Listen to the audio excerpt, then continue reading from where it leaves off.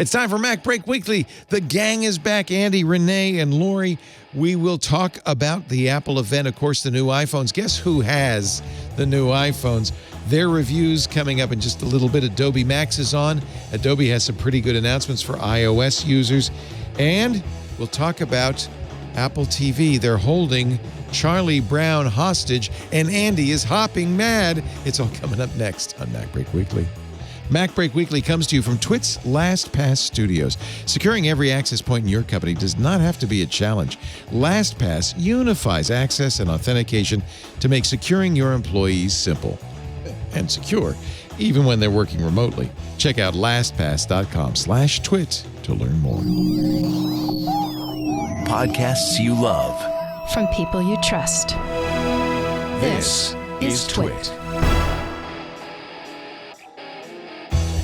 This is MacBreak Weekly, episode 736, recorded Tuesday, October 20th, 2020. Temporarily out of change.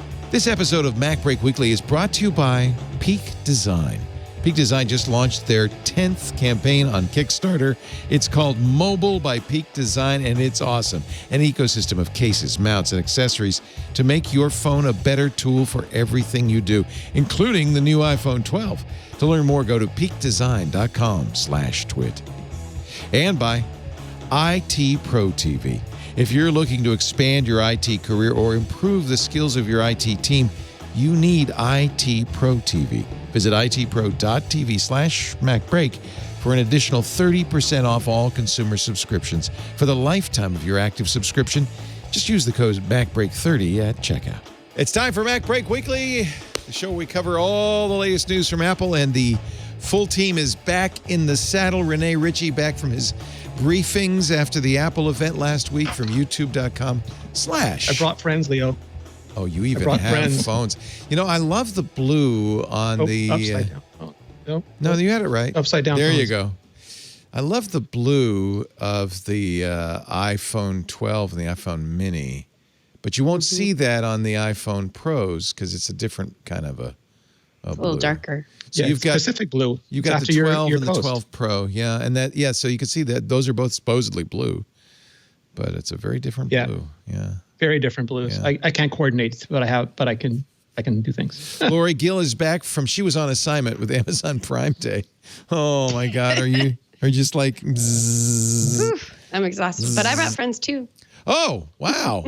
You have the same blue, but your fingernails are a hell of a lot more interesting than Renee's. I know. They also glow in the We dark. called each other this morning. Polka dot nails. I love them. And Andy and Atko and I, we got nothing. No nails, no phone. Welcome to the blue crew. I got my blue phone like 2 months ago, but welcome. For those of you who We're feeling blue. did not see the Apple event last week, we have just a 1 minute cut down. Today is the beginning of a new era for iPhone. Today, we're bringing 5G to iPhone. 5G, 5G, 5G, 5G, 5G, 5G, 5G. 5G, 5G, 5G, 5G, or 5G, 5G, 5G, 5G, 5G, 5G. That's 5G in Dutch, by the way. 5G, 5G, 5G, 5G, 5G, 5G, 5G, 5G, 5G, 5G, 5G. It's like a hall of mirrors. 5G. It's 5G all the way down. 5G. 5G, 5G, 5G, 5G, 5G, 5G, 5G, 5G, 5G, 5G, 5G, 5G, 5G, 5G, 5G, 5G, 5G. 5G. 5G, and 5G, 5G. 5G. 5G. 5G. 5G, 5G, 5G, 5G, 5G, at 5G, 5G, 5G, 5G. 5G, 5G. Thank you for joining us. Stay safe and have a great day. That's thanks to Levin Hare on YouTube for that 5G cut down. We actually did our own. I think Anthony Nielsen did one. There was a lot of 5G in that announcement, and oddly enough, there's not a lot of 5G in your phone. Although, Renee, you went down the street. No, so I had only LTE, and then 2 or 3 days ago, I was looking at the Rogers map and getting angry again. And for like 2 blocks around my house and just across the river, there is now quote unquote 5G. And I only say quote unquote because I'm still back on LTE sometimes. If I go back outside, it comes back on 5G. Sometimes Is it it's all the time. millimeter So I'm wave or guessing ultra they're just establishing wideband you have outside your door? Millimeter wave is only really a US thing. Okay. It doesn't. Everyone else has enough low band and mid band that they don't need to do the I high have to bands apologize to everyone in the rest of the world then because thanks to I don't know, how much do you think Verizon gave Apple? Yeah. And why would Apple even need money to get their CEO on stage for a couple of minutes talking about Verizon 5G? And boy, I mean, I feel like what went on there? Like the Android vendors, when he says now 5G starts, they're like, we were with you since day one. We helped you test and pilot this. We put it in our phones a year ago, you jerk. And now you're saying it starts today. We should point out that what started today, there did something started today. You wouldn't know in Canada, but Verizon rolled out their ultra wideband, the so-called nationwide 5G, which is the normal, slow, not so great 5G. It's twice as fast for me. I get twice as fast That's on 5G good. as LTE. That's not what you're going to get, I think, in most cases 300. in the U.S. Sasha Segan and the PC Magazine folks tested in 21 cities, and they said in most cases 5G is maybe a little faster.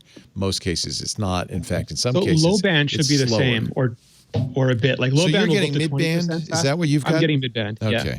I don't even. I Is think mid-band N99 deployed in the United States even?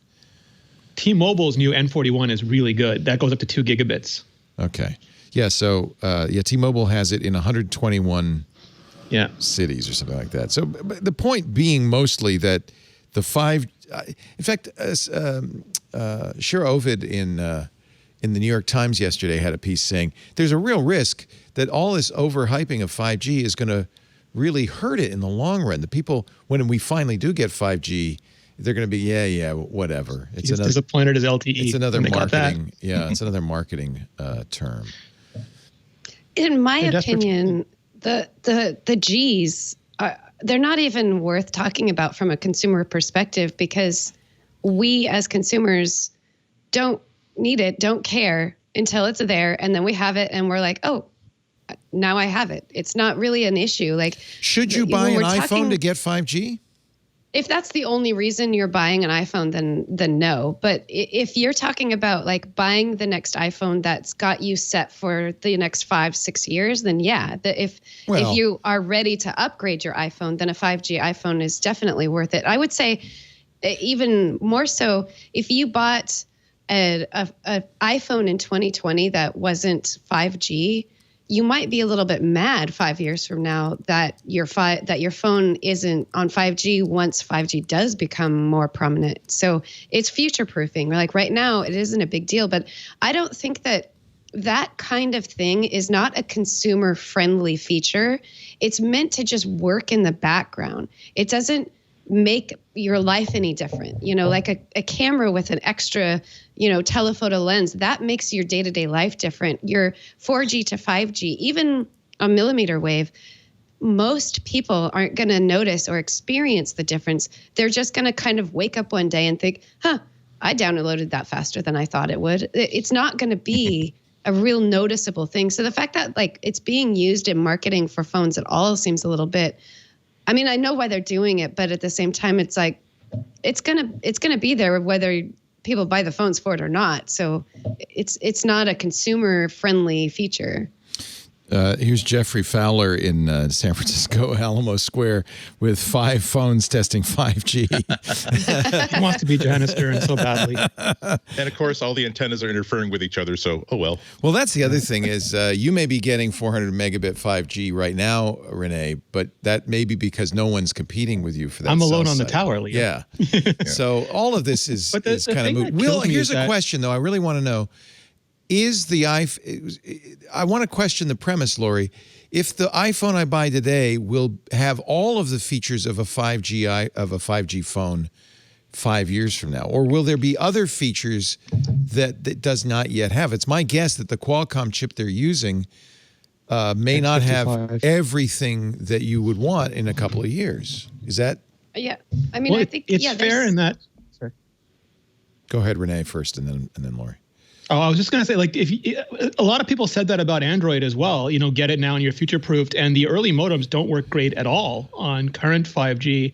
And the bands that are out now, you'll still be able to use, but a lot of spectrum hasn't even been auctioned yet. And it's hard to tell So that radio who's going to you end get up today deploying which bands. may not be the radio you want tomorrow, I guess. Lory? It won't be as good. Like it'll be generationally the X60 that's coming next. We know is going to be 5 nanometer, maybe Samsung 5 nanometer for whatever that's worth, but it'll be smaller, more power efficient. The one after that will be smaller, more power efficient. Because I'm wondering, should you, so that's your premise, Lory, is you're future proofing, but maybe you're not, maybe you'd be better off waiting a year or two and getting that 5G phone in 2022.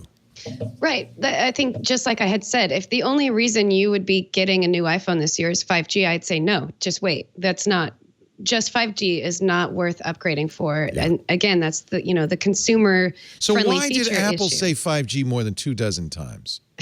Well, a lot more than 24. Yeah. We saw in that it was a lot. 5, 6, 7 dozen. Yeah, it was a lot. Why? I think that might have had to do two things. One, we spent the last year and a half hearing about Android phones that have 5G and tech pundits claiming that Apple is doomed because their phones didn't have 5G. So that's one. But two, I really do think, just like you said, some kind of really nice handshake took place between Apple and Verizon to get them to talk about 5G as much as they did. I don't know what that was about, but that I think had in part to do with it. Like Verizon wants everyone to talk about 5G because Verizon is, they're supporting the 5G network. So yeah, they want that marketing. Apple doesn't need that marketing. You're going to buy a phone or you're not going to buy a phone, whether it's 5G or not. Hopefully nobody is going out and upgrading their phones specifically for 5G only, because that's a bad idea.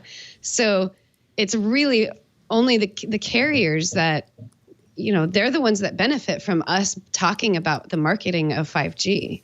Andy, what could Verizon have possibly offered Apple that Apple needs to get all of that attention? It seems very odd to me. I think the biggest, most obvious thing is, and that's not completely disagreeing with Lory, but I think marketing is a big deal about this. We're really in the loop. We really are hot for 5G. We're really hot for the new iPhone. But the thing is, all those bus ads cost money. All those kiosk ads cost money. When you in the before times when you used to walk into South Station and every single advertising surface is all advertising one Verizon product or one Samsung product, that costs money. So I'm sure there's a lot to do with that. I would also speculate that they got some concessions on how the Verizon network was going to be tuned to make sure that the iPhone would probably deliver the best 5G performance anywhere else. Yeah, that's just speculation, but yeah, there are a lot of things. I think this is a lot like when all the bowing and scraping that AT&T did to get the iPhone 1 first. Remember that they made so many changes to their network and so many things that they would never have done for another carrier. And this is why we talk about AT&T and Verizon as opposed to AT&T and whatever company bought. Verizon and whatever company bought AT&T 10 years ago. Isn't it ironic though that Verizon turned down the first iPhone? Verizon, and now it was too radical. All of a sudden, it's they're. Here's another thing Apple got. Chris Rock. Verizon paid, I think it must be $10 million for this 2-minute Chris Rock ad, which is an Apple ad, but it's an Apple co-op with Verizon. So that means Verizon put some money in. Maybe their deal was, look, if you put Hans on stage, we'll get Chris Rock for this long ad. No, maybe it's like if you pay for it, we'll let you use the iPhone in your ad. Oh, you think? Yeah. All right. Somebody had to pay for those giraffes. That was not cheap. I'm just saying. That was all Alex Lindsay. Yeah. It's actually a great ad. I'm sure you've seen it, but you haven't seen the whole thing because no one's going to show a 2-minute ad on the NFL network. But it definitely had. You're right. It's marketing, isn't it, Andy? This is all about. And do you think Apple needs this marketing? Do you think Verizon just said, look, we are going to be so hand in hand with you. You're going to get so many ads. We're going to really push it. Is that what happened? I think so. I'm not saying that Apple needs to inform people about the existence of the iPhone, but every single year I think there were very fewer iPhone fans and Samsung fans and Pixel fans than you think there are. I think that there's a great deal of fluidity in what someone can walk out of the store with. The other thing is that I think they're also trying to get. This is also an interesting year to get people who maybe are every 2-year, every 3-year iPhone buyers, the people who really can't be swayed by new features, the people who will buy a brand new phone once their screen is so cracked that they can't use it anymore, or they need to have their hand forced to say that this is the year that I'm going to take my perfectly good 2-year-old, 3-year-old phone, hand it down to one of my kids, and buy a 5G phone that I don't necessarily need, but now I really want. Yeah. Yeah, well, they create in demand, right? And but it bugs me a little bit because it really is early days for 5G and millimeter wave especially, which is Verizon's special secret sauce. What Hans was saying when he says 5G is real just got real today is not the 5 millimeter band, but they were rolling out low band 600 megahertz, same kind T-Mobile's using across the country in a lot more markets, and they did say more markets for millimeter wave. But if you look at the coverage map, I was looking at Philadelphia, you can get it if you're on Race Street between 10th and 12th. It is, but this is not even. And you'll find John Gruber standing there and not moving. Yeah, that's where Gruber's going. It's not even, so the trick with millimeter wave is it's outdoors only because it doesn't go through anything, including raindrops. It doesn't go through anything because it's so high frequency. And it's within 800 feet of the tower. Now, I don't know if you know where your tower is, but if you're outdoors within 800 feet of a millimeter wave tower, good news. Except that, and you noticed this, Renee, right? The iPhone's pretty aggressive about turning off 5G. You may even be within that millimeter wave range and not be using 5G. So it's got a feature called Smart Data, and you can turn it off if you don't want to use it. But the idea is because of the complexities of 5G, Apple wants to sort of abstract that away. And what it means is if you're streaming music and the phone is off in your pocket or the screen is off in your pocket, you don't need to be on 5G because 5G is still low band and mid band are a bit of a battery hit. Millimeter wave is a real battery hit. So they'll just drop you down to LTE and let you stream. If you turn up your phone, tap a button to download a movie, it thinks you're going to want to do that now. So it'll hit you to the fastest connection you can, both so that you get instant gratification, but also so the radio can race to sleep and reduce the power draw. So they're trying to do, and they'll also do that between bands of 5G as well, not just 5G and LTE. And again, you can turn it off, but I'm leaving it on and happily leaving it on. Well, and I should point out that that's not just Verizon playing these tricks. So is not just Apple. So is Verizon because they're using DSS, dynamic spectrum sharing 5G, which switches back and forth. It allows them. I guess this is what AT&T. It's not really 5G. It allows them to say 5G on an LTE tower. With an existing LTE radio, it's kind of like the 5GE that AT&T was offering. So all in all, I feel like they're taking us for a ride. Well, either we shouldn't worry about it or they shouldn't market it. I mean, one of those things should be true. I imagine it costs, well, we shouldn't worry about it, but the problem is being shoved down our throat. And I imagine it adds to the bill of materials for the phone. Some significant amount. The phone itself has a little window cut out on the side, which is not for any other 5G but millimeter wave. So that's US only, Yeah, so you don't have that on your phone, but all of us Americans have a little plastic window. No, but Europe has the commission sticker indices on the side of their phone, which is even worse. Yeah, I'm thrilled that they didn't engrave Verizon on the phone. They didn't go that far, thank God. All right, enough of me bitching. I had to just get that out of my system. But you guys both have them, so I imagine you have something to say about it. Can we take a break, and then when we come back, the embargo's off, right? Was the embargo off today? Yep. Yeah, this morning at 6 a.m. your time. You did a great in-depth video, which, by the way, you cover a lot of these 5G issues. And Lory iMore will have, or already has its review up. Did you do that or not yet? No, I just got the phones today, so I'll have my review up by the end of this week. Okay. Yeah. So the reviews are starting to come out. There are some caveats, some things people should know.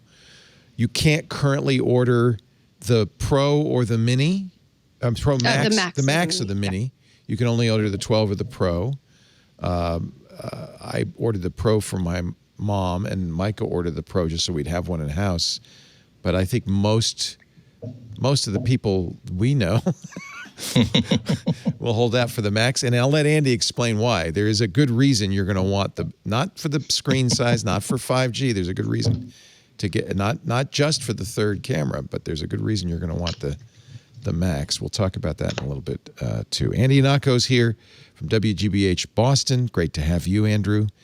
As always, it's Renee Ritchie back from the brief. He probably knows things he's not even allowed to say. And Lory Gill from imore.com. I am really excited. The embargo has been lifted on Peak Design's new Kickstarter. Have you seen this yet? peakdesign.com/twit. I think they were waiting until the iPhone came out. They're calling it the Mobile by Peak Design. And while you can use it with a variety of phones, of course it's going to support all the new iPhones. It's an ecosystem. I love this idea. Now, first of all, I should mention, I'm already in the bag for Peak Design. I'm as bad as Apple and Verizon. And they never gave me anything, but I bought their travel tripod. I buy all their camera straps. I buy all their bags. I have Peak, and I love the attachment system they have with those little, I don't know what they call it, little things that snap into there's quick release. I am a huge Peak Design fan. So when they've done, did you know this? They did their first Kickstarter. Peak Design was founded by Peter because he was a photographer. He got sick of carrying his DSLR and his gear. In 2011, almost 10 years ago, they created the Capture, and that was their first Kickstarter. They have now, this is their 10th Kickstarter. And it's turned out to be a really good way for them to get early adopters, people like us, in on the new stuff. I am so excited about this mobile system. So it's a case. It will work with a variety of phones. But see that on the back? There's a little square on the back. It is a precision, get ready for this, precision machine piece of zirconia ceramic, which means it's super hard. It is called SimLink. It's magnetic. Kind of like the iPhone's new MagSafe charger. By the way, completely compatible with MagSafe. There's an array of magnets, and it gives you a very quick, no-look connection. Snaps right on. Completely compatible with wireless charging of all kinds, including the MagSafe. But when you're on a motorcycle or a mountain bike and you want it to really be locked in, there is an additional hard locking system. So you can have the quick mount, but you can also have the hard lock. They both come with that slim link that looks right there with beautiful cases. See, this is the hard lock. 4 strong metal locks that really hold your device in so it's not going anywhere. And the accessories, once you get the case, the everyday phone case, which has the slim link system built in, there are all sorts of things you can do. I bought 2 of the low-profile wall mounts. They peel and stick on the wall, and now, like in my kitchen, where I'm always propping up the iPhone on whatever is handy on a book, I can now put it right there and have it available to me. They have a new car mounting system that's just fantastic. They have a charging stand. There's the car mount that'll attach to almost anything. And look how quick, you just, boom, you slap it in, it's always exactly right, and it can't fall out, just with a magnet. It's amazing. They have a machine aluminum tripod with buttery smooth ball head. I got that too because that's great for photography, and I can't wait to be shooting video with the new iPhone 12 Pro Max. There's a wallet with a built-in kickstand, so you don't have to lean up against a coffee mug at breakfast anymore. There's a kit of adapters I really like that work with the GoPro mounts or the Arca style system. Everything I have is Arca style. I have my tripods, my Peak travel tripod. All my tripods have Arca on them, so that's great. It means I'll be able to easily mount the phone anywhere I want. And of course, it's going to work seamlessly with all iPhone 12 models, but with all phones, it's really, really great. Peak Design is proud to say that the world's most crowd-funded active company. They have found the most loyal, stoked, and passionate customers like me through Kickstarter. They're San Francisco-based, really nice guys and gals making an incredible product. This is the new mobile by Peak Design. You can go right now to Kickstarter, get started for $32. peakdesign.com/twit. Buy the accessories you need or get all of them if you're, as I did, if you're a hardcore Peak Design guy. Peak Design, P-E-A-K, like a mountain peak. peakdesign.com/twit to get right to the Kickstarter. I'm thrilled. We've had Ant's also a big Peak Design guy. We've got a great relationship with Peak Design for many, many, many, many years, but this is the first time they've ever done an advertisement, and I'm really, on our shows anyway, and I'm really glad to have them. Thank you, Peak. peakdesign.com/twit. This is exciting. Oh, and by the way, good news. Thank you, Virgil. NASA is launching a 4G network on the moon, so your iPhone is also ready for your moonwalk. Yes. Thank goodness. Thank goodness. I'll start, ladies first. Lory, you've only had it for a day. No, I just got it about 20 minutes before maybe joining you don't want the to show. So I haven't give us the initial feeling. I'll tell you, I haven't even turned them on yet. That's how just out of the box they are. But let me give you a quick hit on just my literal first impression. So this won't count for the review because I will have had it for a few days and I'll have a little bit more experience. But right out of the box, heavier than I expected, heavier than the iPhone 11 Pro. Also a tiny, tiny bit taller than the iPhone 11 Pro. It sticks out just a tiny bit more, not even a quarter of an inch. Okay. So they're called the same size, but it's actually just a teeny. I think it has to do with the design. So the round, instead of having the rounded edges, they're flat, and that probably just kind of, if you take something curved and flatten it out. This is the iPhone 5 flat edge, right? I'm kind of excited that this is back. I like this. Yes. Does it feel good in your hand? It's not that slippery kind of bar of soap feeling anymore, right? It feels so good in the hands. So even with, just picking the two phone 11 Pro versus 12, I feel like I'm going to drop this, just like you said, the slippery soap feeling. I don't feel that at all when I pick up the 12. And the 12 Pro, same way. 12 Pro, slightly heavier than 12, but almost not noticeable. The difference between the Mini noticeable. and the Max is almost 50%, like 50% heavier and 50% bigger. The Mini is really small. Now, you like a small phone. You haven't got the Mini yet. I can't wait for the Mini. Yeah. I was just swooning when I saw that. It's so cute. It's actually smaller than the current SE, isn't it? Yes, it's smaller than the current SE, and it's only a very small, very, very small amount larger than the original iPhone SE. Based on somebody posted on Twitter, they did a sketch drawing of their estimate of the size differences between them, and the original SE versus the 4-inch iPhone factor versus this current 12 mini. It's a little bit more than maybe a third of an inch thicker, wider, and then, a half an inch or so taller. This is the image from MacRumors.com where they put all of the iPhones kind of in a row. And this is the Mini, in the beautiful blue one, and that's the SE. So he's a little bit bigger. A little bit taller. But what you don't see from that angle, though, is how it's almost just as narrow. It's only a little tiny bit wider, which that is, for those of us who want a phone that we can hold in one hand, that's the key, is the phone that is really easy to hold in one hand. And that's what the iPhone, the original SE, the 4-inch form factor, that's why it was so great. We can hold it in one hand. And that's what we're looking at with this iPhone 12 mini. And you're not giving up anything. The same guts as the iPhone 12 or even the Pro. You're getting one less camera lens than the Pro. You're getting a little less RAM. This is, Apple doesn't talk, as you said, Renee, they don't talk about specs, to their credit, I guess. but people do Well, want the specs to know. they can't win, they don't talk about. Yeah, they talk about the specs where they're ahead. Yeah, because Android phones, like this Samsung Edge, I think has 12 gigabytes of It's RAM. hard to explain because it's a native language. It's not interpreted. There's no garbage collection. Yeah. It's written exactly for the hardware, so there's no.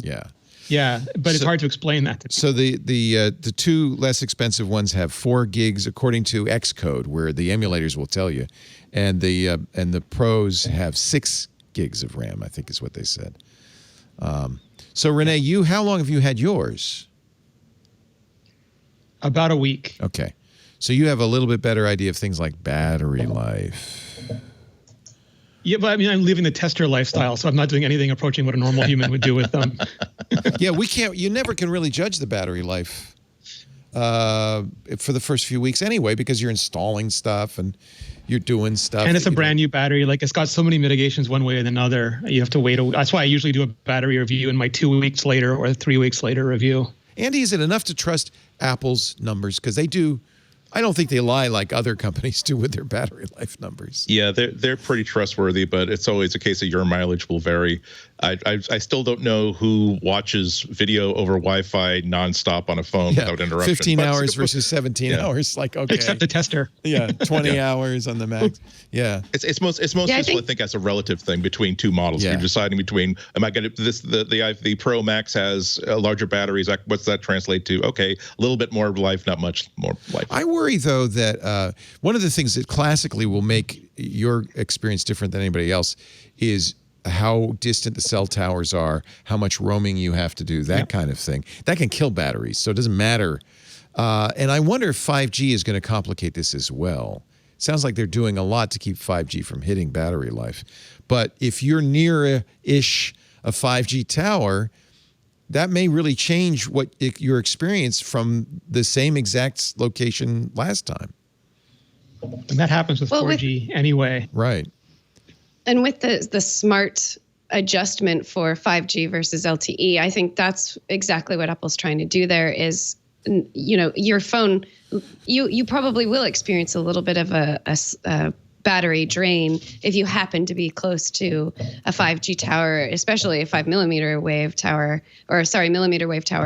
But that's where Apple's got this little smart feature that's going to try to make it so that you're not always pinging the 5G tower. You're pinging the 4G or the LTE tower when it's just for streaming music or something like that. So maybe it won't have a significant effect. I think we're just going to have use cases, but really it doesn't matter if Apple says something like, 17 hours of playback, because that's not what people do every day. Just like Andy had said, it's really just a matter of, will my phone last all day? Will my phone last more than a day? That's what most people want to know. They want to know that they don't have to throw it on the charger in the middle of the day. The Verge gave Dieter Bohn the 12 and Nilay Patel the 12 Pro.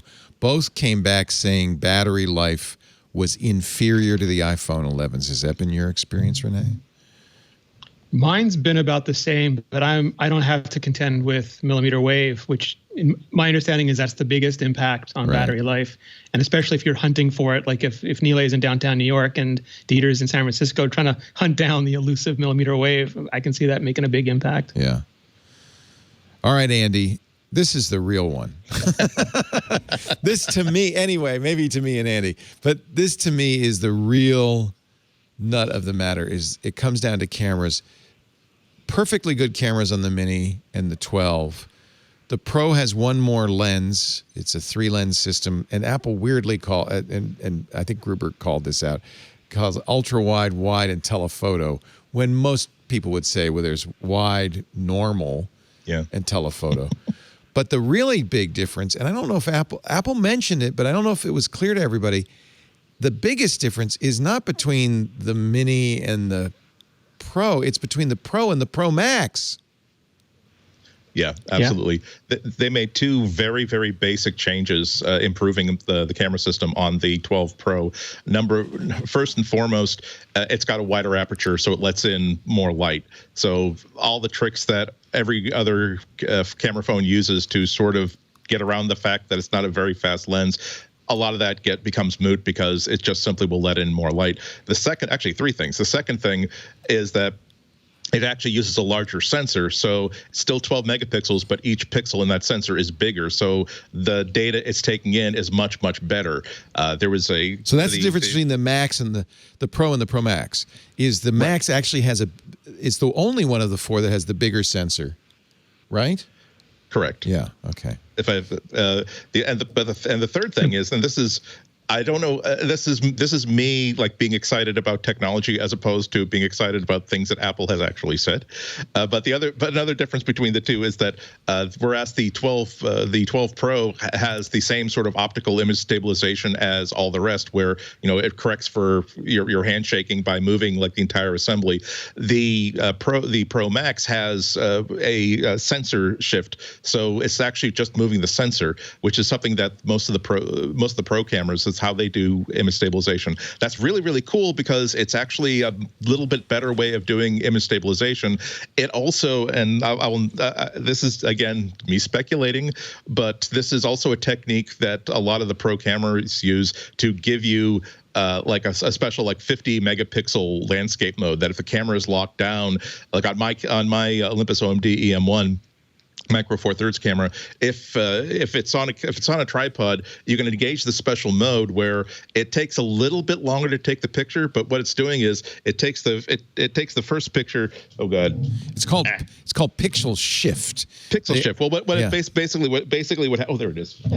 I knew I had like Post-it notes plenty here. So what it does is it'll actually, imagine like this is like 1 pixel, and then it'll take one image and then it'll like actually shift the sensor a little bit so that now the pixels are like a little bit to the left, and so now it's capturing data that was between 2 pixels. And they'll shift a little bit more upward, so now it's capturing data that was between on the horizontal gaps too, and you wind up with a legitimate super high resolution picture. Now I don't know that that's something that Apple is even thinking about, but it has that capability. I mean, because it can do sensor shift. So yeah, it's a standard technique. It's well known. I'm sure that someone, like I said last week, if I were an engineer working in the camera department, and I had access to the magic iPhone that I can program to do whatever I want, I would be doing that for my own camera immediately. Right? Yeah. 47% larger sensor on the Max than the Pro. So this is a difference between the Pro and the Pro Max. Very important.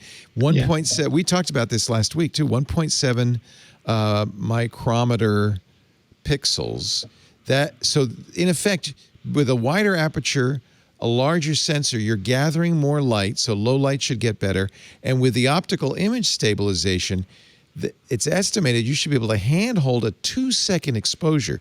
So you're going to be able to do low light photography probably better than you could do with a DSLR, given the computational capabilities added on top of that. Yeah, it remains to be seen, but I can't wait to see it, because this is something where as an Android, I keep 1 foot in Android, 1 foot in iPhone. This is the sort of thing that, God, if this really is as big a leap forward as it could be, this could get me to switch back, and not only switch back, but also buy like the most expensive phone in the line, because computational photography is the thing that is leveling all boats at this point. Where even the current generation Google phones use a 2 or 3 year old sensor, because their philosophy is, it ain't the glass, it's the computer. The engineers are saying that, look, there hasn't been a huge advance in sensor technology. Pixels are still as good as they've ever been. Now it's all about how well do you interpret that data and turn it into a usable picture. But so it would be very, very rare to have a camera system that is actually, they've done so much work to give advantages to it that it would be almost like having like the $700 mid-range camera, but also having like a $600 pocket camera with you at all times. That is very, very intriguing to me. I can't wait. Yeah. And actually, Google looks like they've kind of seeded this ground a little bit, because the Pixel 5, they took out the image processing chip. I feel like they're kind of saying, yeah, fine, go ahead, Apple. Well, I will say wait for next year, because remember that last year the month before they released the Pixel 4, Chris Osterloh, the head of the hardware department, basically put the whole team together and said, I'm very, very disappointed in the Pixel 4 we're about to introduce. I can't believe the battery is so low. I can't believe this, that, and the other. So I think we all knew that the Pixel 5 was going to be sort of a rebuilding year. But nonetheless, the Pixel 6, they will have a lot to answer to. They've also lost Mark Lavoie, their wizard. Yeah, exactly. He went to it. Yeah, they took away his telephoto camera. Yeah. Yeah. So you don't have the Max, Renee, but you have at least had a chance to take some pictures. Yes. All the phones, all of them, even Lory's Mini have night mode, have deep fusion, I mean. And like last year where Deep Fusion came out later, Apple Pro Raw, I think, is going to come out later.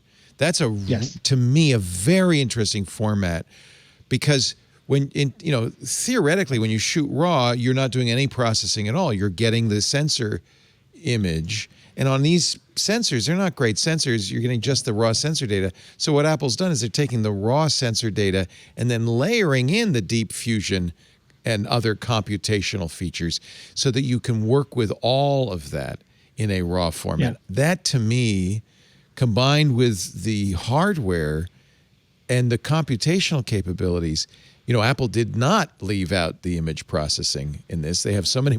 This they chip amped it up. has so many transistors, 11.8 billion transistors, 6 cores, 4 GPUs, and machine learning, and an image processing core. They have so much overhead in the hardware. And it seems to have a controller that lets it loop in real time. That's the thing. Like, a lot of reviews I'm seeing lately are like, oh, you don't need really big silicon. Don't worry about it. The phone scrolls fine. And I'm like, you made scrolling the high bar. But like just being able to do all this stuff in real time, and it loops through the image signal processor, dispatches to not just the neural engine, but the ML accelerators through the GPU, and then back by the time that photo pops up in your thumbnail, which is instant. And you can see everything. Like you on the viewfinder, you see the depth effect, you see the deep fusion, you just see you see what you're going to shoot. And that to me is so, because a lot of times like, the ear doesn't look great. I'll move a little bit and it fixes it. I don't have to go and look and wait a few seconds and watch it process and then go back and redo it. And these cameras are a lot of fun, like especially in the lower light. Do you notice the speed difference? Yes, the speed is really like at the higher computational modes. We're starting to take a second on the iPhone 11, which was remarkable because that chip was super fast. But here it's just like you take the photo, it goes whoop, and it's done by the time you physically press on it. The only thing you notice is when you hit on an HDR video, it takes a second to ramp the display up to 1200 nits. But that's the only thing you notice about. Apple has taken some heat for not having 90 hertz or 120 hertz refresh rates on its screen. I don't think that's, I mean, I have phones that theoretically have 120. My Pixel 4 has 90. I don't, they'll do it next year when they can get the dynamic panels. When you're scrolling through Reddit, if you do this or on a web page, then you might notice a little difference. No, Leo, it's not that. It's because 120 divides into 24 frames per second so that we can watch our Hollywood movies in the frame rate that nature and Hollywood intended. Oh. That's the real advantage of adaptive frame rate. I had no idea. Okay. That's what you can do on an iPad. Really That's high, the reason I really like so it on that you the can iPad. watch it really low. Yeah.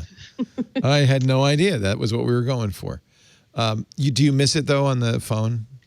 I like it, but it's the simple answer is that Apple is using the OLED technology from the Galaxy S20, which is not adaptive.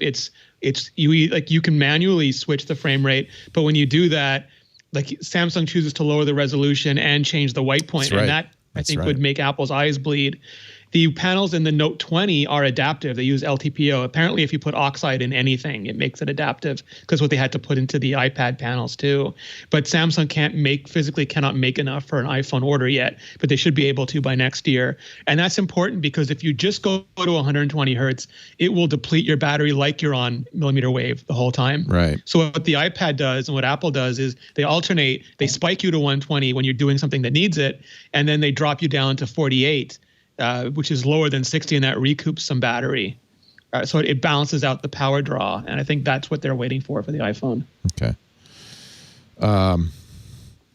By the way, the Pro Raw is the Pro models only, and that's coming later this year.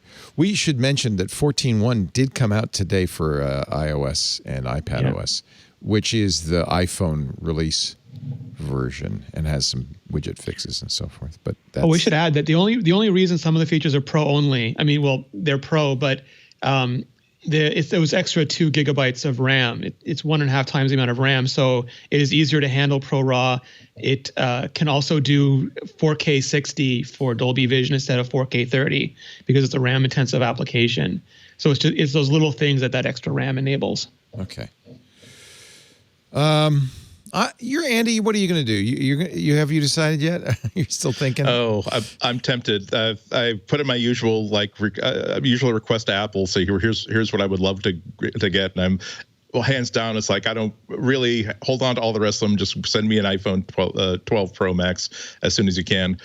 What's gonna stink is that I don't have access to the public garden. I don't have access to the squirrels. I don't have access to the Boston Public Library. Yeah. But I'm going to, believe me, I'm going to put so many miles on my fitness watch taking pictures of this. That cow of yours is going to get a lot of workout. Coming out of the Holsteins are coming out of retirement. It's.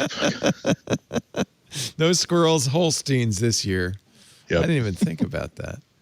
It is exciting. I did buy a few months ago the Pixel 4a, the $350 model, because my phone. That's a great phone. It is legitimately a great phone. I thought that for $350, I felt as though I was probably going to buy like a $1,000 phone maybe next year, and this would be a good phone to have for a year until I find a 5G phone I like. But I would have no qualms about it. If I really fell in love with the pictures that the iPhone 12 took, it would be hard for me to say. It would be hard for me to wait a year to wait for the next version of it, or wait for some people to sell off their used ones, because that's the sort of thing that really tickles me. It's hard to get excited about phones these days, because right now what used to get you excited about a $1,000 phone a few years ago now gets you excited because, hey, wow, this is only costing me $650, and the things that get me really excited are folding screens, because that's the newest thing in a phone I've seen that makes me think, wow, that means I could do all these things I used to have frustrations and trying to find a good way to do this, or all the different holes that I had in my sort of computational portfolio. This would fill a lot of holes in that scenario, and I don't want to spend $1,600 on a phone that's still doing much better, but still very much in development. So it's good to be excited about something. I've never thought I would find a camera system that would get me more excited about phones again, but it looks like they've done it hardware-wise. Yeah, you can stick your 5G where the sun don't shine. Actually, I think that's where they stuck it. But but honestly, the camera is, and Apple, did not give it short shrift last week in the event, but I think the camera is very exciting. The other thing I'm very curious about, and Renee, we're going to again defer to you because you're the one who's had it the longest, is the video capabilities, particularly. Yeah. And does the Pro do the Dolby Vision 4K 60 frame HDR 10-bit? Yeah, they all do 30 on the regular does 30 on all the cameras. The Pro does 30 on the selfie camera, 60 on all the back cameras, and it's really good. Like it's I don't want to say it's early days. The one thing they did, which is really smart. Like, for example, Samsung has had HDR 10 plus recording for a while, but it was a labs feature. It was buried. It was 1080p, and now it's 4K, and you have to manually change it to SDR if you want to share it. And Apple's doing this thing where if I send it to you and you have a phone, and all recent, even my 16-inch MacBook Pro and Catalina can play back the HDR files fine. That's what's really interesting. Like an iPad 8. That was one of the updates today on 14.1 was this to support Dolby Vision on the iPad and other devices. Yeah. Because Dolby Vision without support doesn't look so hot. Right. No, but what they're doing is they're recording both tone maps. So in real, again, this is where the silicon pays off. In real time, they're doing the Dolby Vision dynamic metadata and tone mapping and an SDR tone map at the same time. And then depending on what device or how you're sharing it, it'll pick which one to share. That's in MP5 hike. It's in HEIC, high efficiency video codec. It'll spit out an MOV file, but it's inside HEVC. It's HEVC. Yeah. How did you drop it yet? How about that ceramic shield front? I did. So ceramic shields, again, like it's a trade-off between break protection and scratch protection. So there's no difference in scratch protection, which is my personal nemesis. I did drop it a couple times by accident, but not from very high, and it was fine, as I expected. That's a scary. It's hard doing camera tests, Leo. You have like 6 cameras in your hands. You kind of juggle them.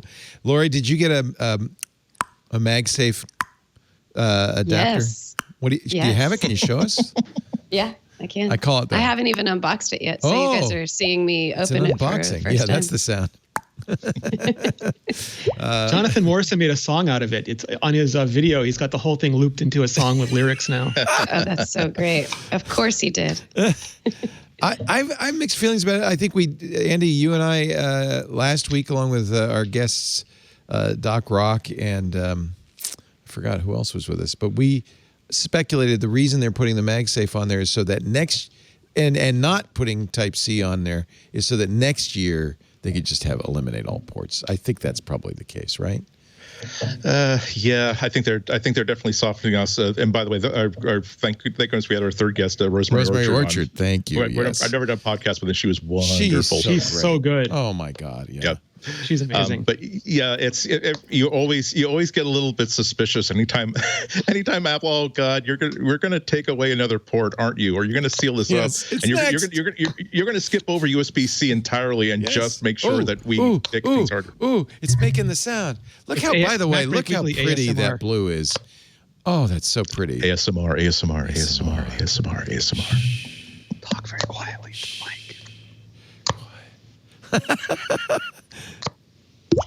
It really is fun. It'll make a sound though too. I think if you have the sound on. Oh yeah, I don't actually have these phones. They're not even turned yet, on. So. Yeah. Yeah, I literally. So what is the just sound it opened them, makes?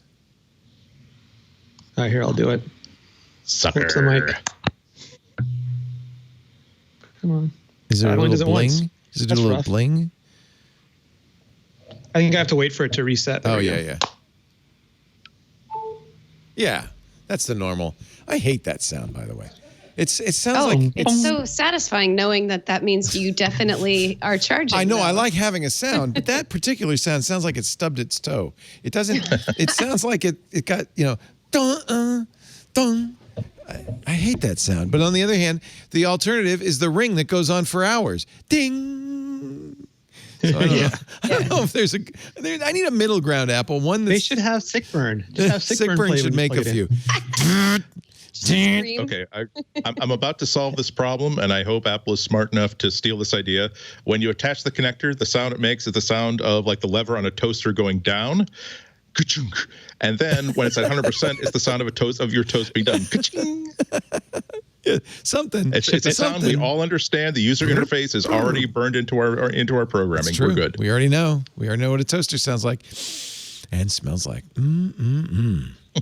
So, what do you think? I mean, how strong is that magnet? Is it pretty? Does it feel like? It's not as strong as I thought it was going to be.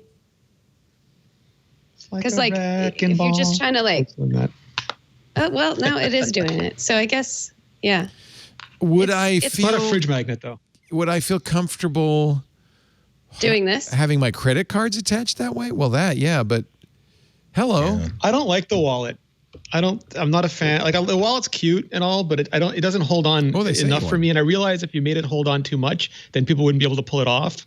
But I think they created their own problem. It also might erase their credit cards. Yeah. Well, at least here in the US, we still have mag stripes. There's apparently a protector in there that stops it from erasing it. Malik said, I'm never going to get to wear my old-fashioned, an old mechanical watch's magnets are death. Do you think that's Apple's secret way to get Malik wearing an Apple Watch? Well, I mean, he had to go talk about it, right? He went on Hood and Key and he gave them a big giant target. Yeah. Yeah. We got to get you in an Apple Watch, All right. What else? Does it work with the case? Let's see. Yes, this is not an iPhone. Oh, you got This is some not an other iPhone case. 12 case. You got a but fake I'm just going to case. see. Can it go through? The iPhone 12 like- ones are so sporty. Are they nice? Ooh, No. that's the Oh, yeah, one they're I got that one for my mom. What's the deal with the paint? It's a clear case, but it's got paint. It's to show you where your MagSafe is, Leo. Oh, okay. And what's the bottom it's line? It's a magnet, the right? NFC. That's not paint. Oh, it's magnet. Yeah. You have the magnet and Oh. the NFC. Oh, see, that's why I got it for her, because I thought it should have a target on the back and make it easy for And the Mom. NFC tells it what you're connecting, even the color of what you're connecting, so it can show you the proper What? animation. What? Wow. Yeah. So if it's a case, it'll give you a different animation. If it's a blue case, it'll show you a blue animation. Apple said, and both Dieter and Nilay were not convinced, that the magnetic cases were easier to remove. Have you experienced that? Yeah. They never said that to me. Oh. Did they say that to you, Lory? I think they said it in the Yes. event. So they did. So it's because they're magnetic on the back, so that there's not. That must mean that Renee hasn't used a case yet, because he doesn't like to use cases. So I haven't tried it yet. Again, I'm opening the case right now just to find out. They're magnetic on the back, so the sides apparently just slip in better. So I'm giving it a try right now. Because it doesn't have to hold on so tight. It doesn't have to be so grippy. Yeah, it. They said it's exactly the same. It The does. side it effect doesn't of the really back tap feel. gestures is cases. Yeah, I never use It cases, doesn't now I'm feel doing any off my back different to tap me. gesture all the time. Yeah. I really, so I have I love this wallet case, but I can't wireless charge. I can't back tap or anything. It's a big, thick leather wallet case, not a non-Apple wallet case. So I guess I'll probably. It's European. Yeah, it's a European carry-all. It's from Pat and Quill. It's beautiful, but it's not practical. It's gorgeous. So, and there's more cases coming, right? We haven't seen all the cases yet. Yeah, anybody can use it. They made the spec public if you just want to do the magnetic part. If you want to talk to Do you it have to through pay the them? NFC, I think you have to be MF. Does it no, have to be IM? again, there's two layers. If you just want to make an accessory that just uses the magnets, that's fine. Anybody good. can do that. They publish So the that's spec, not it's open. MFI. Okay, good. Okay. No, if you want to talk to the device through NFC, then you have to sign up for MFI. Okay, fine. Yeah. That's all right. That I find exciting. Every time that Apple or any company understands that you can't possibly find all of the awesome in your own product. You have to allow outsiders to find the awesome that you're absolutely invisible to. So I'm keen to see what happens in 6 months' time. People, I want to see the stuff that winds up in the next product keynote, preceded by Tim saying, and third parties have come up with ideas we would never have dreamed of, including the most ridiculous but beautiful and gorgeous thing you've ever seen in your life. Lory Gill's guitar. It's got MagSafe on it. Watch as Sickbird plays their show. That would be the iPhone so is great. right on the guitar. I love that idea. I really Yeah. do. So the magnets are not strong enough to cause problems for people with issues with magnets, No. right? You don't have to. There's no warning. Don't And carry. they vary. Yeah. Like the MagSafe is stronger than the wallet, so like it's got a degree of magnitude. A degree of magnitude. All right, let's take one more break, and then I want to talk about Lidar. And by the way, it's not all Apple today. Adobe Max is going on. Adobe has announced a bunch of stuff for iOS. Andy, you following that? Yeah, I'm particularly keen on Illustrator for iPad. Yeah, it just came out. Yeah, so we'll get to that. And Google had some news today.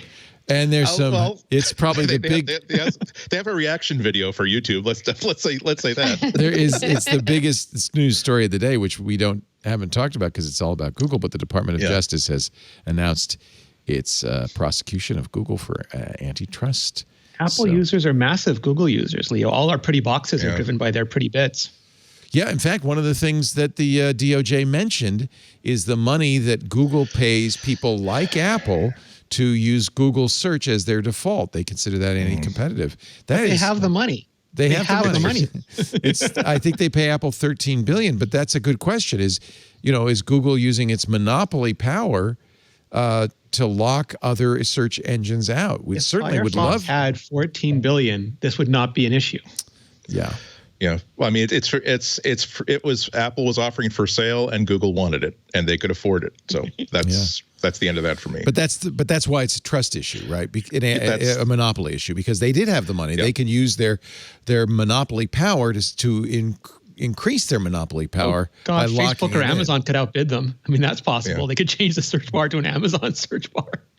And you'll talk about this and all about Android, but it goes deeper. A lot of it is all about like all the deals that Google has demanded of hardware manufacturers. Yes. If you want the treasure, treasure chest of Google Apps and Services, you're going to give us these concessions, and you're also not going to you're not going to make similar deals with pre-installed apps. It's a thing. I'm sure. Tune into All About Android tonight here, and tune into Twig tomorrow. We'll be talking about it. And in fact, we knew that this was coming, but we didn't know when. It's been kind of pre-announced for weeks. But on Sunday, Cory Doctorow and Amy Webb, two very big thinkers, and we spent the entire twit talking about how do you regulate big tech sensibly? What do you do? Yeah. And, it's easy. If you look at the DOJ indictment, it's all completely right. It's like, yes, that's exactly what they do. The much more difficult is, well, what's the remedy?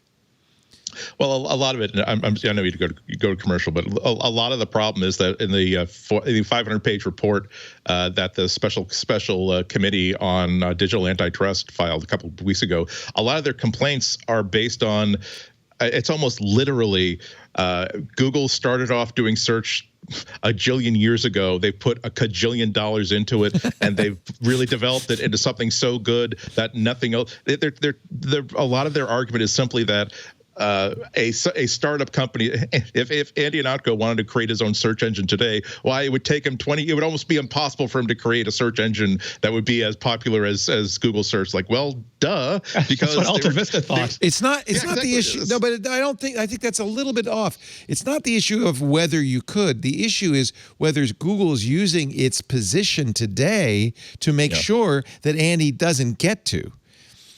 That's the real issue. That's the antitrust issue.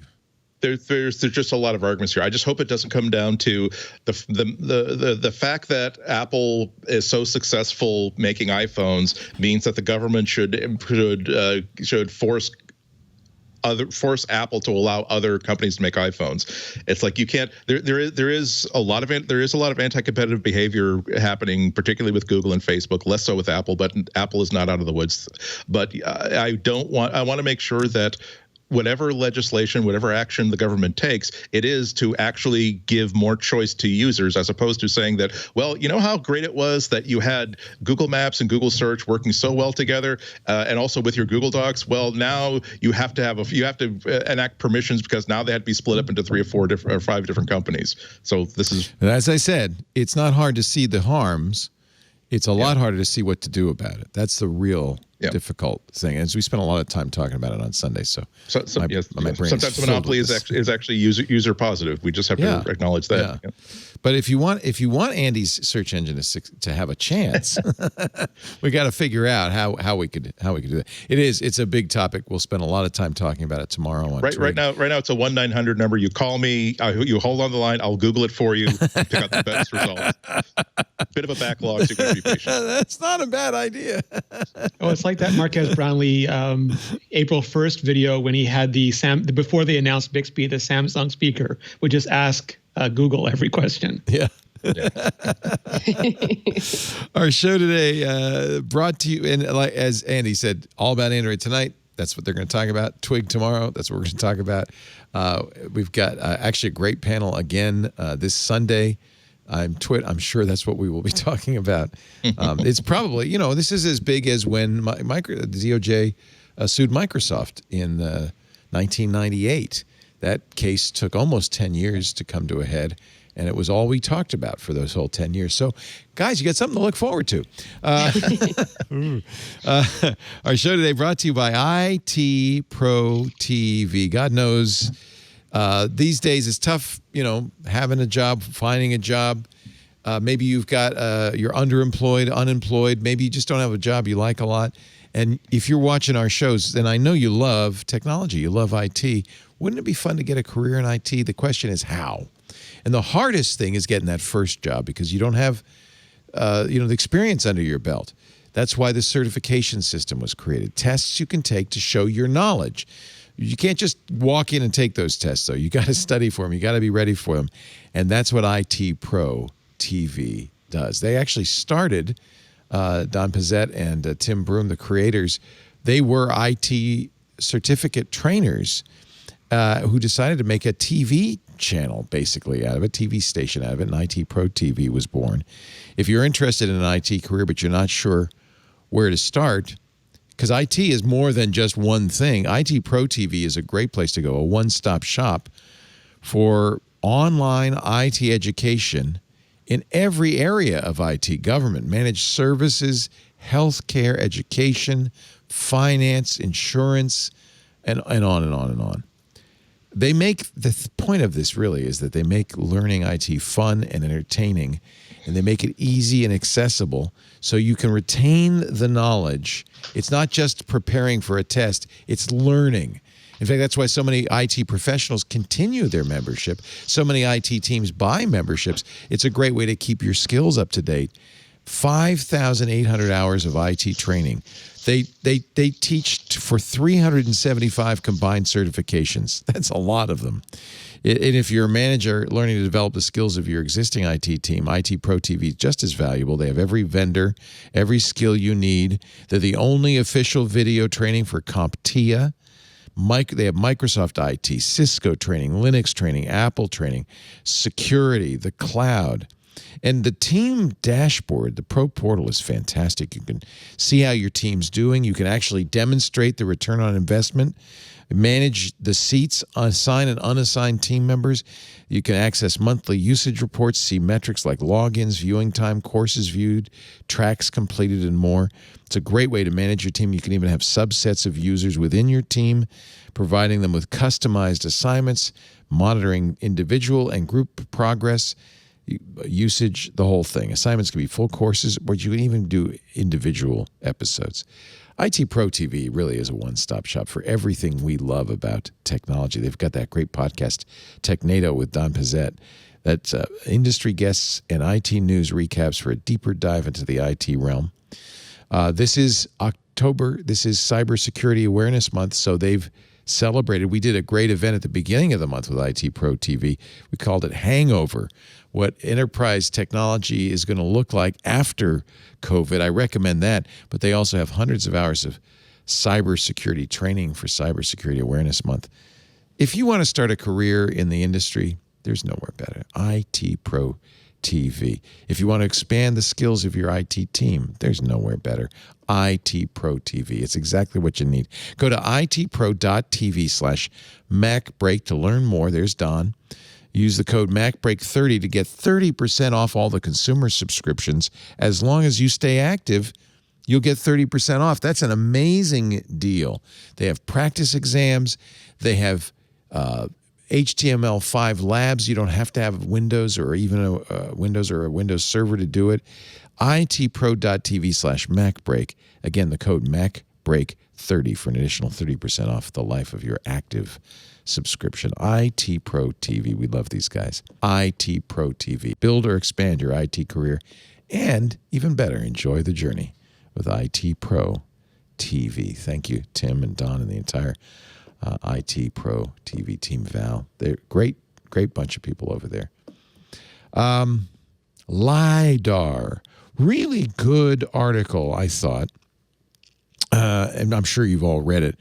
Ars Technica by Timothy B. Lee. He kind of broke down the progress we've made in LiDAR that made it possible to bring it to the iPhone. He says, the Velodyne LiDAR that originally was on cars with all those moving parts and lasers used to cost $75,000.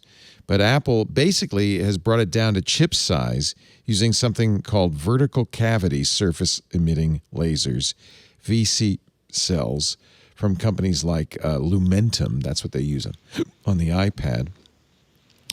One of the ways they save money is instead of having the light come out of the edge of the chip, it comes out of the top of the chip. So they using these single photon avalanche diodes. So that is actually one of the ways they got the prices down, because they can use the whole thing. What do you call it? Can I just make a request for single avalanche photon diode for show title? I think it's a good name. It's called SPADS.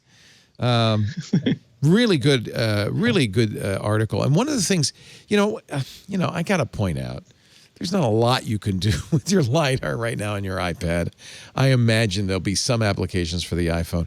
But the thing that's most exciting to me is when Apple puts it on, several 100 million devices, that just means it's going to get less expensive, more sophisticated, more widespread. Already DJI has announced a Lidar add-on for its drones.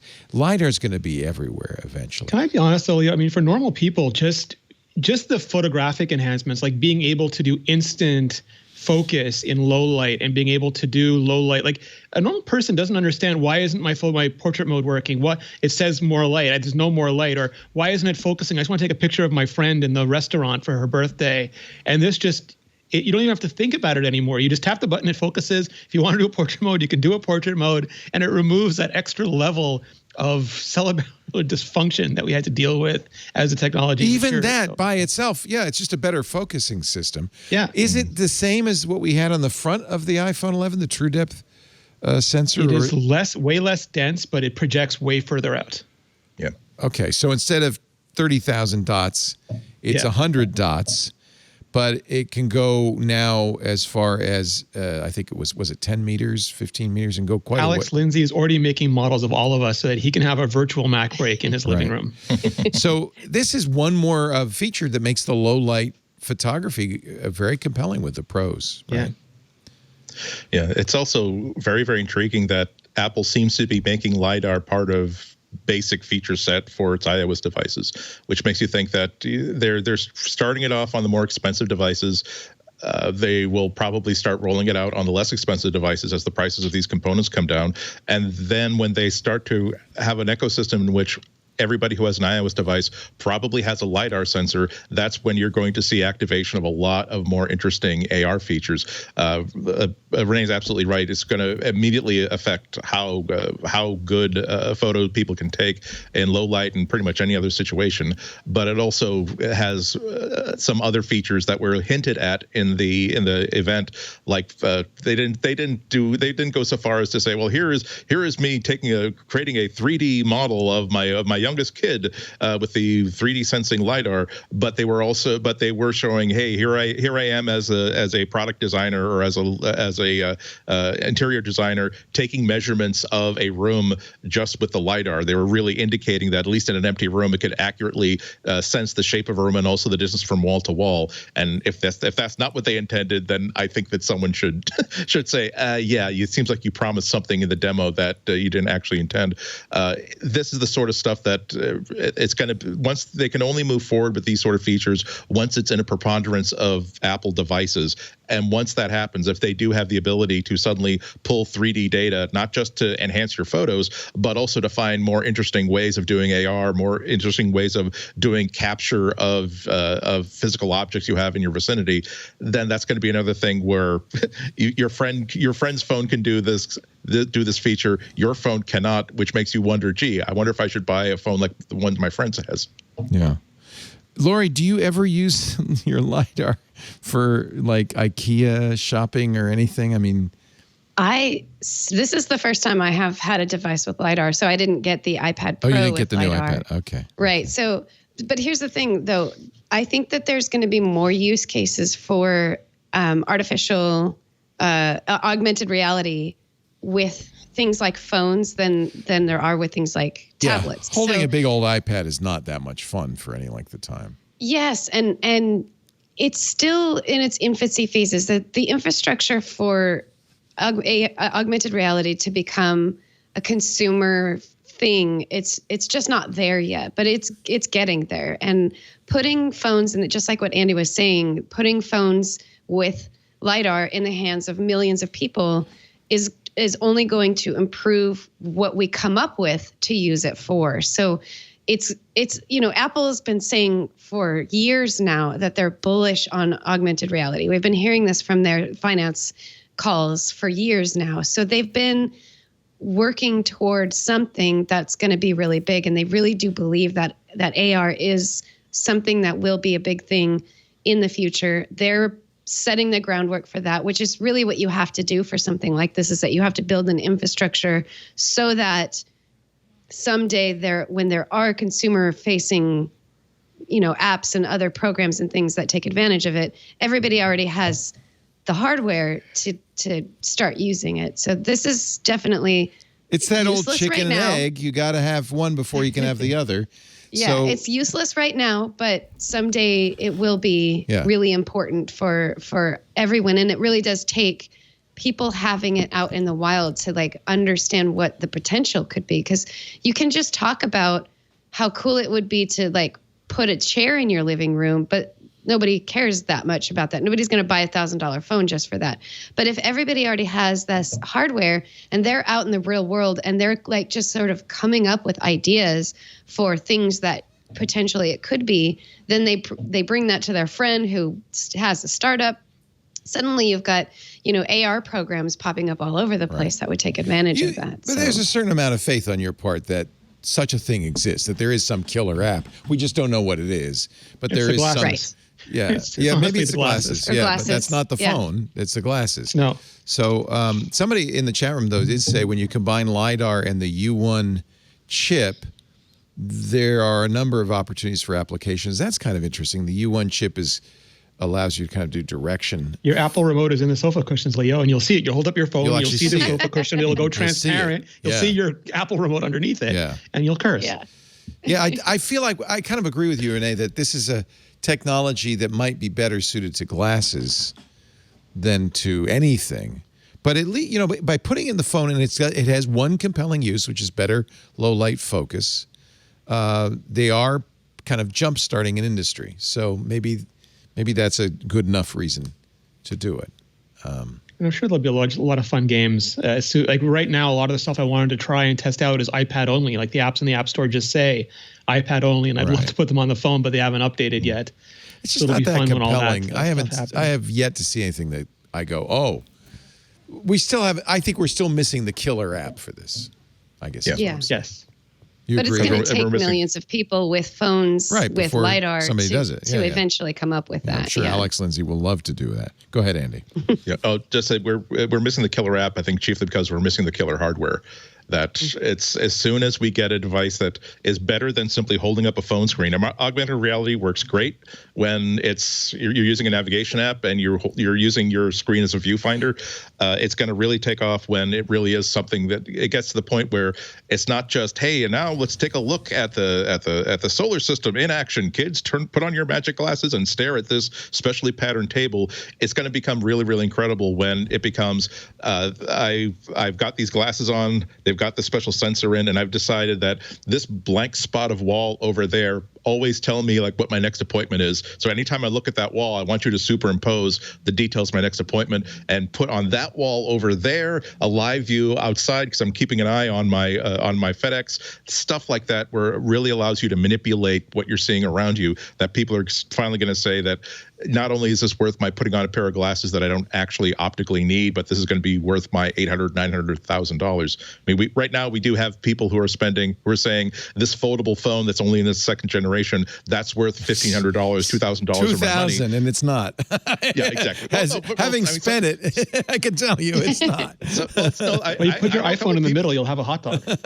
I know a couple people that that use their Galaxy Folds and they really, really love it. But that's exactly the point, that it's not going to make sense for most people. It's going to make sense for a few people, and those are the people that those are the same people that bought a 128K Mac and said, "Wow, I really love that. Now I'm on page 8 of my paper. I have to switch disks because it can't load more than 9 pages in MacBreak at the same time."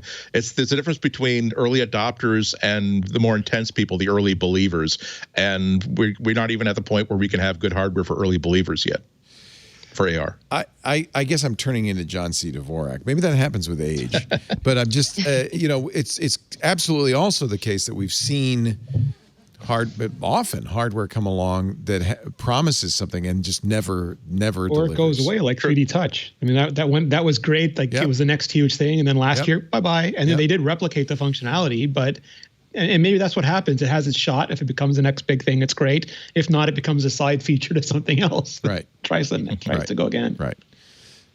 So I'm still skeptical. John was always able to express skepticism in a way that didn't. But are you doing like Georgia's husband has the iPad Pro with the LiDAR, and he uses it constantly. Like he's measuring stuff with it. They were trying out carpets to find one for their floor with the IKEA app. Okay. And she just kept calling, going, "Okay, maybe the iPad's not so terrible." Okay. I guess. Yeah. I do agree with you that I'm very, very suspicious of any predictions that Apple is going to have these. It was in the patent filing though. The frames looked exactly like a normal pair of glasses, but it had 8K resolution and full captures. Like, yeah, that's easy to draw, not easy to actually build, so that it actually works. So it really is on my. I'll believe it when I see it. List. Yeah. Anything else, Lory or Renee, to say about the new iPhones? You both are holding them. The blue is pretty. Can you tell a difference between the aluminum, I love Apple, there's a little marketing, aircraft grade aluminum versus surgical stainless steel? Anything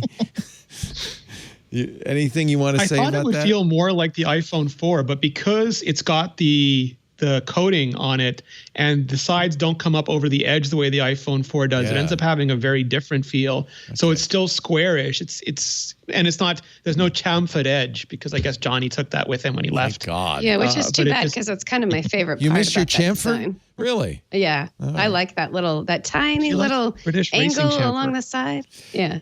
I'm guessing, I don't know, you can tell me, it looks like it'll be a little easier to turn on and off the do not disturb switch there, though, because the chamfering kind of blocks that switch. Well, those were round. They used to have round buttons, and I miss those, but these are way easier to use. Like the round ones looked so nice. That's right. I remember that. Yeah, they were round. Yeah. But these are easier to use. All right. I love how these square edges will make it fit better into cases and fit better into like accessory stuff like tripod stands and stuff like that. I think that they stand up again, Andy. Exactly. Yeah. Maybe the old hack of like making like the phone vibrate to turn around and give you the panorama. Maybe that app will work once again. According to Matthew Panzarino, consider the source. Him.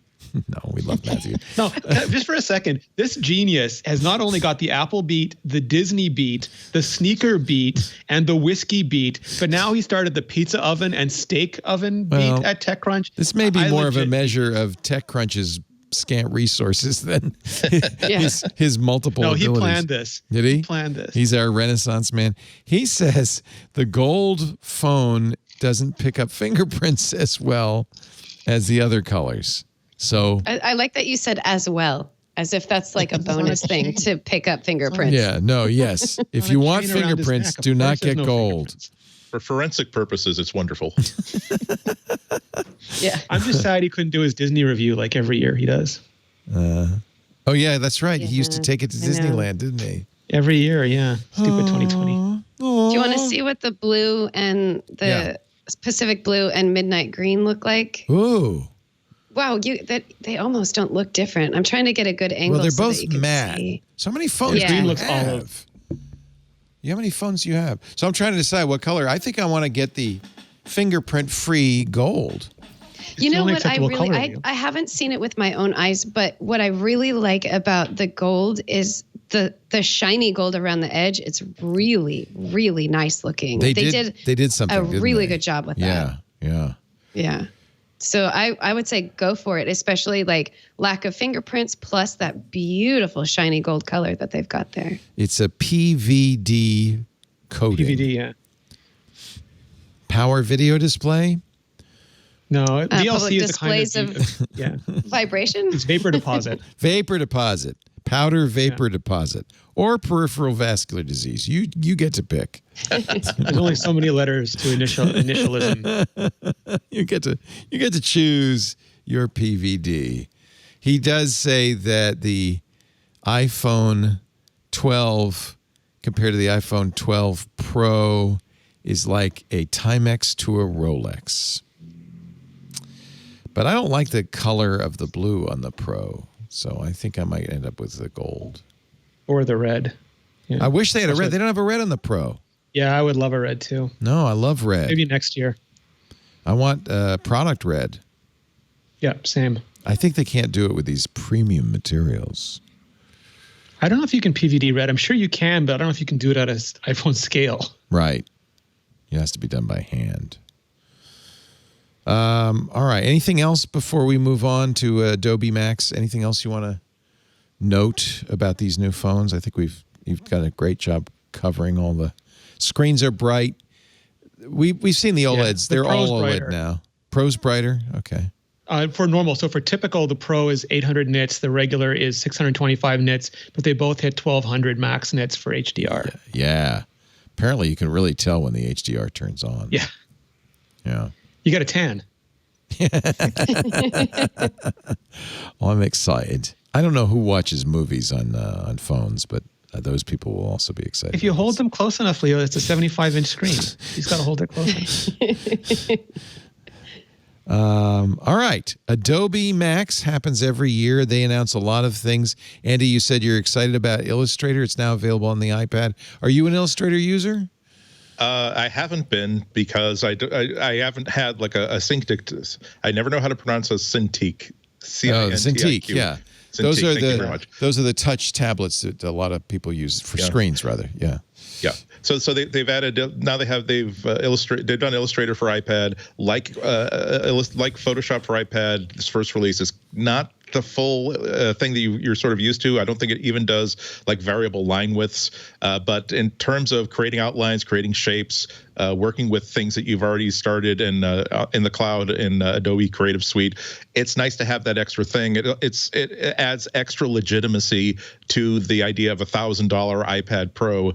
I think that the competition is these $1,000, $1,500 Surface tablets that can run like the full version, the full desktop versions of Photoshop, not as fast, not as well at that price point.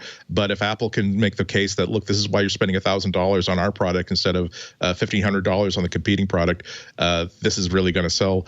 I'm trying to get caught up with the neural filters they've added to Photoshop, which sound like the sort of thing that would scare a lot of people. They've added new AI-powered filters, so that if you're doing I think we've all been in a situation where we have that one family member that even when they're like really, really happy, they're at like the wedding, the birthday party, they still have this like sort of expression. So now there's like one of these neural filters will actually like adjust expressions, like make this expression a little bit happier. Oh, I like it. And it's this sort of stuff that, there's going to be a lot of think pieces about. And now in an era in which we have to question every single thing, Adobe is even making us falsify our emotions. And shouldn't that be? Yeah. 9to5Mac posted this tweet testing out the new Adobe Neuro filters in Photoshop. We now have a photo of what Tim Cook will look like when AirTags finally arrive. And they're you can also adjust age. Yeah, they're using the aging one, and that's pretty credible. I think he does a pretty good job. I don't know if he will look like that in 50 years, but not bad. I look like that already, so I can warn you, Tim, that's coming.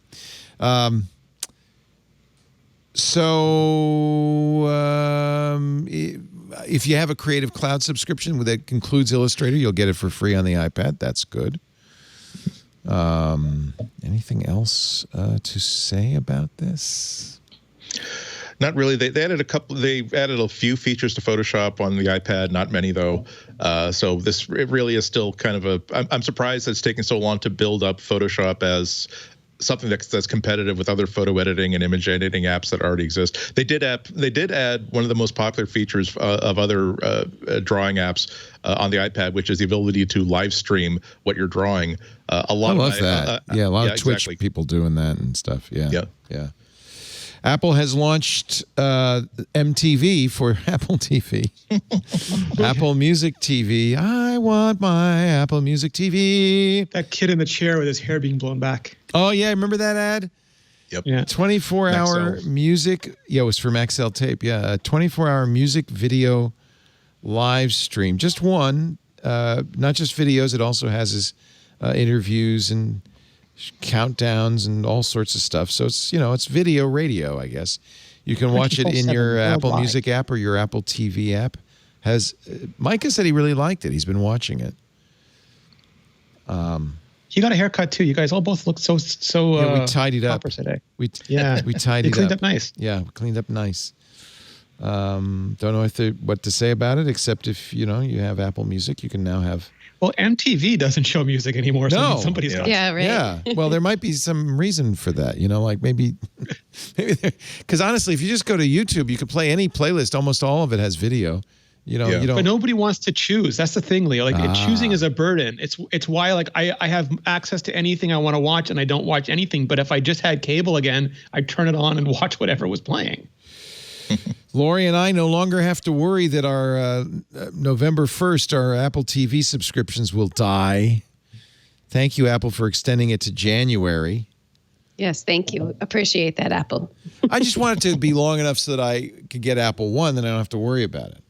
Mm-hmm. Right? Yeah, that's probably part of why they extended it, is that they know people are going to want to subscribe to something. So if they offer, for example, a year straight of TV Plus, and then you go buy your year straight of TV Plus, and then they offer Apple One, and then you're like, well, that ruins everything that I just paid for. So yeah. So now it's time for our prognostications, because we know there's got to be another event, right?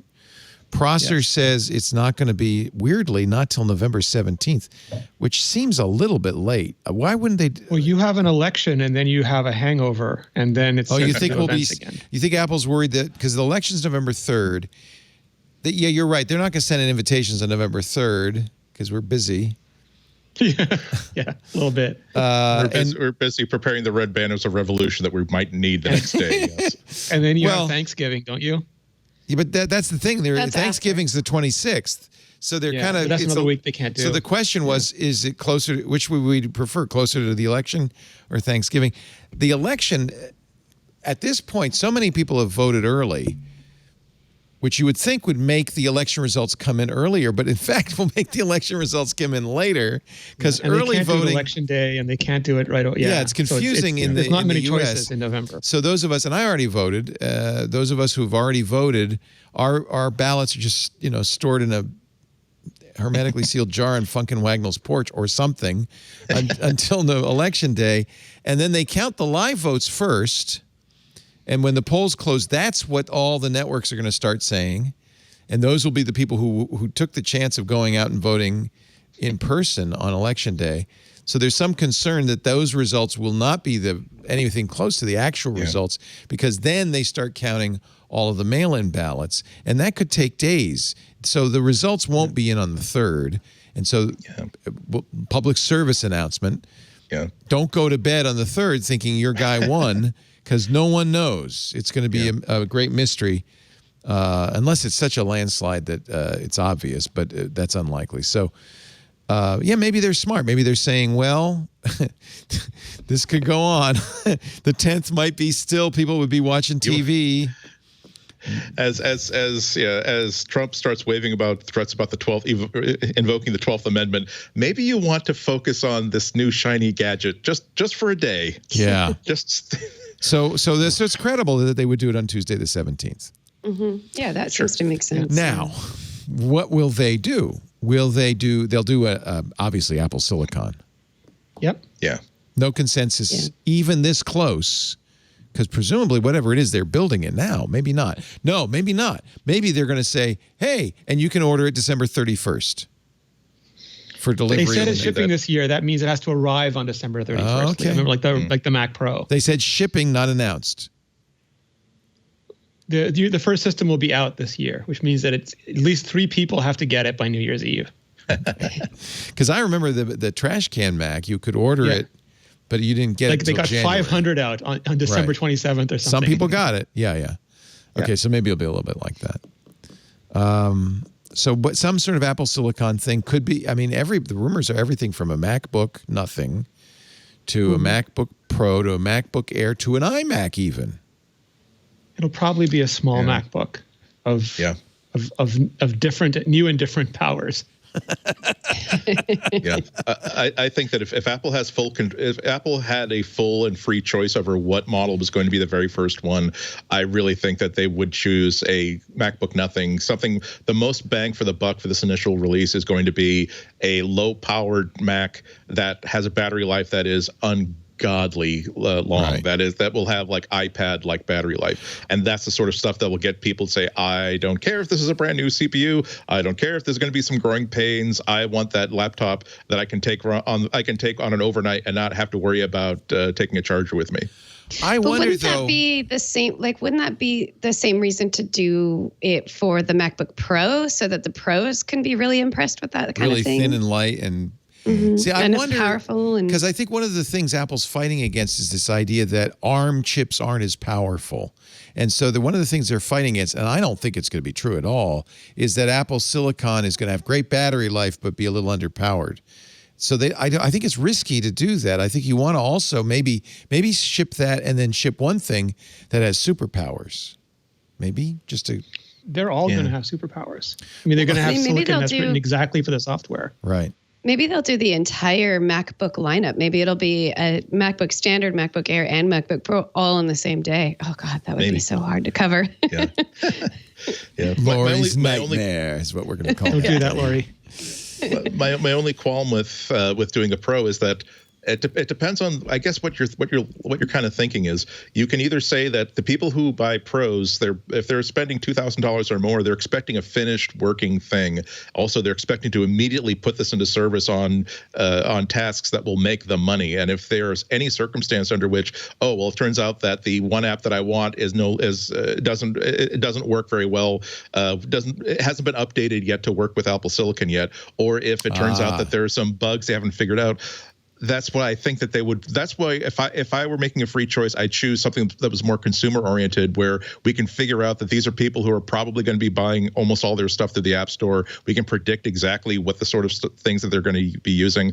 Now, the flip side is that the pros are exactly the sort of people you want, because they're the people who don't make quite so emotional choices when they buy these things. They will have made a very, very conscious decision that I want one of the first generation Apple Silicon, and I'm willing to take the risks for it. But like I said, it's all just guesswork. But I would love to see Apple demonstrate a new MacBook Air or a new MacBook Nothing and really, really show off. Here's everything that we're gaining from Apple Silicon, starting off with 18-hour battery life. And by the way, this benchmarks this can run Photoshop almost as well as a 2018 MacBook Pro, even though we're only charging $999 for it. There you go. That's one way to do that. You do need to show performance. Otherwise, I think people are going to jump to that incorrect conclusion. But you make a very strong argument for why you want to be careful. The applications may not be ready. Apple's will be. They can't fail with this first release. They cannot fail. But then there's all the transition things that Apple has been doing to make it so that even if they're not ready, they're still usable on Apple Silicon. So that may not actually be anything to worry about. You don't want to confirm people's bias against performance, right? So if they're running a Rosetta 2 version of Photoshop and it runs like a pig, that's bad, because then the pros what go, if it didn't? see? Oh, but if it doesn't, yes, only Apple really knows the answer to this. Will AirPod Studios be out on the 17th? So are those headsets or are those a new kind of French-Canadian Speedo? Oh, Renee. I did that to Lory the other day. I had to share. And now the visual is back in my brain. I haven't seen it. Where is it? Show me. Oh, just look at the render of the AirPod Studio, and then think of what Renee just said, and you won't be able to get that out of your head. Oh dear, because they're these square kind of retro looking. And so you're saying you could wear this as a bathing suit? In Quebec. Okay. By the way, how did you feel about Saturday Night Live's Bonjour, hi? I didn't have time to watch it yet because I was busy, and I have the link here somewhere, but I thought it was hysterical, but I could see if you're a Quebecer. The Montreal Gazette says, as punishment for our sins, SNL did a sketch about Montreal TV news. I thought it was pretty funny, but I won't play it now because I don't want to get taken down. Maybe after this show, I'll play it for you, Renee. How about, so is Tim Cook going to look like he's 85 when the Air tags come out? That, I don't think so. And these are rumors that have come out, but we actually, when we talked before the Apple event, you had said, if AirTags don't come out now, then they're never coming out. And then within that week, we had heard a new rumor that no, they're not coming at the iPhone event, but they're coming out in March. So that's the new rumor, is that we're postponing AirTags until March. I have a theory. And I think today's Department of Justice lawsuit against Google is going to delay it even longer. The reason Apple doesn't want... Look, the AirTags are done. They've been ready for months. They've been ready for a year, probably. There's nothing hard about doing this. They've got the U1 chips and everything else. This is easy. But they're really terrified about getting sued for monopoly. And this is one of the hot... There's Spotify, but the other one is Tile. The CEO of Tile testified in front of Congress about this. Tile says Apple favors, their location. If AirTags comes out, we're out of business. They're probably right. And so maybe that Apple's just saying, it's not that important a product for us. Why take the chance that this is going to encourage antitrust scrutiny? Let's just put it off. Well, that was my theory. And I thought that's why at WWDC they announced that the Find My network was going to have an API, and that they were going to, because, Tile doesn't share their network, but Apple was going to share theirs and create 1,000 tiles. And then their response would be, oh, we're not anti-competitive at all. We're finally letting quite the opposite. Any company that wants to develop it. But that part's ready now, too. That came out with iOS 14. And they didn't put that out As far as I know, either. there's a bunch of them that are ready. I think part of it is that. I think absolutely they wanted to show a bunch of third-party alternatives as well as the Apple one. But I also think they probably believe that the demand for this product would be suppressed while nobody's going anywhere to lose anything. That's a good point. There's less to gain by putting it out now anyway. Where's my wallet? Oh, it's in the kitchen. Yeah, it's exactly where where it's I been am. for the last 6 months. That's interesting. So probably no AirTags, probably no Speedo headphones. Love to Dream We said they might were see coming those. soon, though. So there's a squabble, right? Like there's a leaker battle again. Is there? Yeah. They're battling now? Yeah. Those leakers. Now, Can't they you get mean along? that's like it's a new thing? They've been battling all along. All right. Anything else that we want to cover before we get to our picks of the week? I'd like for us to talk about that the Apple's now holding Charlie Brown and the Peanuts gang hostage. Oh no, I'm so excited about that. I mean, because I'm a TV Plus user. I watch the Halloween special every year, and I'm always renting it on iTunes or trying to find it for free on YouTube or something like that. So I love that that's up on TV Plus now. I can watch it as many times as I want. So the Snoopy show is on TV Plus, but Apple has revealed that there will be a number of new Peanuts specials on Apple TV Plus. And are you saying that you can only watch It's the Great Pumpkin Charlie Brown on Apple TV now? Yeah, ABC. I don't think that's the only place you can watch it. Well, ABC had it was broadcasting it annually. It's not available on broadcast this year. I don't know if that was part of a deal that Charles Schultz's organization made with Disney with Apple, but that's the fact. They are saying it is exclusive to Apple TV Plus. However, they are being nice enough to say that it's for like the day the day before and after and during. It will be free to all. Yeah. However, number one, that does make it exclusive to households that have broadband and technology to stream it, which is a much lower number than you might think. Broadcast, and secondly, and secondly, you can no longer buy it on iTunes. You can no longer buy it on the Amazon digital store. You can't buy it on the Google Play digital store. Ooh, I didn't know you couldn't buy it. Yeah, if you've already bought it, then you'll still have it in your library. But now, if you want to watch it but not watch it through Apple TV Plus, you are going to have to buy it on Blu-ray, buy it on DVD, which is kind of a bummer because I feel as though the Peanuts specials are kind of part of our cultural heritage, and it kind of sucks. That doesn't even make sense. Why can't you buy it on iTunes? Like, I don't understand. What's next? Frosty the Snowman? Watch Damn out. you, It might Apple. That doesn't even help Apple. Apple would love to sell it to you. Yeah. Yeah. They were selling it for a lot of money when they were selling it. Yeah. Yeah. It's like the pumpkin spice which is latte why I of never TV bought it. shows. Yeah. I didn't buy it either. Yeah. This is just why, like, I do keep talking about how I buy if there's a show I want or a movie that I want to be able to have access to, or an album I want to have access to, I will buy it, I will rip it, I'll put it on my server, because this sort of thing is just going to get worse and worse, where we're used to movies and TV shows coming and going from different services. Now now these are like tactical assets that are being acquired and kept by one service and held apart from the others. It just doesn't make any business sense for them not to use this as an exclusive to one network or another, or one service or another. So hopefully it'll return to broadcast, because we all assume that people have broadband. We all assume that people have like a Roku box or an Apple TV box. But the thing 5G. Is, a TV. Everybody has a TV, and if something that's broadcast, then everybody can actually watch it. That's why it was so important that when HBO started co-underwriting Sesame Street, it would have been absolute death if Sesame Street became an exclusive to HBO, a pay channel of all things, because there's a lot of households where that's the educational programming they get. As long as their TV works, so long as they've got an antenna, so long as they've got the cable that is giving them local broadcast stations for free, they have access to this programming. And I just hate the idea that from now on you will never be able, if your parents decided that they didn't want to subscribe to X service, they didn't want to subscribe to Disney Plus, your kids will never see any of the Star Wars movies. Okay, well, in some cases that's actually a win, but for some of the Star Wars movies, but you'll never see Indiana Jones because, hey, we didn't have Disney Plus in our household. It is kind of sad, because that was a cultural experience that we all shared. You know, we'd watch The Wizard of Oz, we'd watch It's a Great Pumpkin, Charlie Brown, and it was kind of a cultural shared experience. And now it's, like everything else, it's just fragmented. By the way, Andy is rather fond of the physical media, as his most recent Instagram post might indicate. Yeah. You bought a few CDs, did you?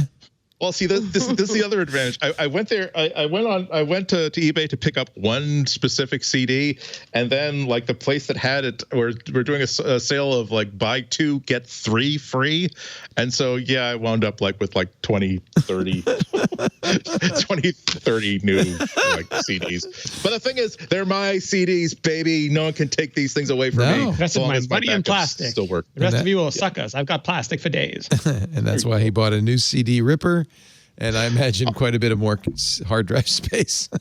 Yeah, but actually, it was funny. It was like that Burgess Meredith episode of The Twilight Zone, because like I dropped my CD drive like the day before all of these CDs started going, so I couldn't watch them, or not until I bought a new drive could actually like listen to them. So well. How frustrating is that?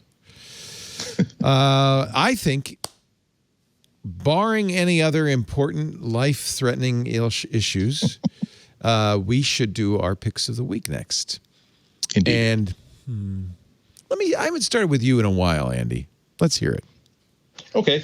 Now, cassettes and Walkmans have been like making a resurgence, chiefly because poor kids, like people like me who grew up in the 80s who were poor and could not afford them, now have jobs and can afford them, even though like the original Walkman costs like $600, $700, $800, $900 if you can find it. Not to mention the fact that it's because the original Walkman is a prop in Guardians of the Galaxy that's made them. You can't even buy broken ones for cheap anymore. Yeah. But I was able to get this recently. Oh, jeez, Louise. I'm very, very proud I had about that. it. Holy cow! No, actually, I don't think you had this, because this is actually a 16,000 watt charger. Oh my God! It looks just like my Walkman. Built to look like an original, like first generation Walkman. It had like the sliding volume switches. Even has clicky buttons that don't do anything, but you can pretend. And on top of all that, it is actually a very decent, like 16,000 milliamp hour charger with a USB-C, mini. Micro USB, a regular full-size USB thing on it. It also supports Qi charging on the back. So I feel as though you'd be almost foolish not to buy one of these, given that it is for $40. It is a very full-featured, wonderful device. The fact that it makes you, I remember back in junior high when a friend of mine who got one of these for his bar mitzvah got one, and I was totally jealous, and I kind of had to hate him because I was still like jogging with my record player. So yeah, it's from a company, actually this really, really cool company that does like retro fakes. It's a company called Replatronics. If you go to newwavetoys.com, they have this and other things. They also make full scale arcade cabinets that play video games. They're like maybe Barbie doll scale, but they're absolutely perfect in proportion and detail, and they actually play the video games. So I couldn't talk myself into buying that for $100. For this, for $40, I could say, oh well, but we need a charger because of all the time that we're out of the house all day and the battery dies. But yeah, it really is just that's kind of hysterical. I know. Real hipster cred on that one. You fooled me. All you need is some headphones. Does it have a headphone jack you can plug in? I only wish it did. There is no headphone jack. It would be great if it had a Bluetooth receiver, so you could still just clip it to your. Even though your phone is hidden someplace else, it's just there just to relay the thing. I love it. Nostalgia. Replatronics Retro Walkman Power Bank, and you got yours for newwavetoys.com. It's also on Amazon, but I bought them directly from the source. From Replatronics. Oh, so New Wave Toys is them. Apparently they are. Replatronics is a division of New Wave Toys. New Wave Toys. Of course it is. Home of Replicade Amusements. Yes. Well, now I'm going crazy. This is great. They also make, if you see it, yeah, you can see What's it right this there. Bill changer? This is a charging port that they made that looks like the change machine that's in every single arcade. Oh, these people are insane, and I love them. That's hysterical. How big is that thing for $59.99? Can't be that big. I don't. It would be. It must be tabletop sized. Yeah. Okay, there we go. Okay. Yeah. Exactly. Right. But it has a bunch of ports. It's a hub. Oh, I'm buying it. Are you kidding? And it's scaled to be the correct size next to any of these replicated so you get arcade cabinets. You could have a whole mini arcade in your house. That is so cute. For your guinea pig could now be a Pac-Man wizard. OMG. I know. That's like my sales resistance. It even has little tokens. It even has little tokens in the change receiver. Oh my God. And faux leather. Oh my God. These guys are insane. You got it. What I love about them is that if you've got a dopey, goofy idea, don't go halfway. If you go all the way with it, it becomes great. If you become, it kind of reminds me of a change machine, but no, this is down to the last detail. It almost looks like. See this temporarily out of change light? That's a real working light. You could switch on or off. Oh, that's so great. It's a little LED with a switch. Oh man, Lory Gill, you better come up with something good if you want me to spend my money. I mean, I think Andy's. I can't beat this. This is really good. Hold my credit card, girl. Yeah, I mean, I am going to make myself a mini arcade in my office. I love that idea. Yeah, oh my I'm invited. Oh my God, Street Fighter is $120, and it's not. It doesn't work. Tempest is on these. It doesn't work, does it? No, they do. Wait, I like their little. They license the actual game that you can actually play these games on these little tiny screens. Well, then it's worth $120. Yeah. What about that tiny controller? Was that more than just a tiny controller? Is it also a USB charger or something? No. The arcade replications are actual, just like stand-up video games. All they are video games, but that's kind of enough. Yeah. Yeah, they're so cute. They're so tiny. God, Andy, you just cost me so much money. I'm not going to be able to get a new iPhone. Yeah. Well, for $1,000, you could actually have the entire arcade. You can have the entire room next to the Candlepin bowling alley with a party room. Yeah, the prices on those are pretty good. Yeah, considering it's actually plays. And at first I thought, it's life size because of this picture, but that's just a G.I. Joe. Yeah, exactly. I've seen these up close, and they really do fool the eye because the detail is perfect. They did not cut any corner. Like I said, if you're gonna go crazy, if you're gonna go nuts about this, go full on crazy. Don't walk up and tap the bell. Ring the damn bell. They ring the damn bell on all these. I might just buy the 25-cent insert coin to play keychain. I can afford that. Yes. Lory Gill, pick of the week. That thing is so cute too. I know.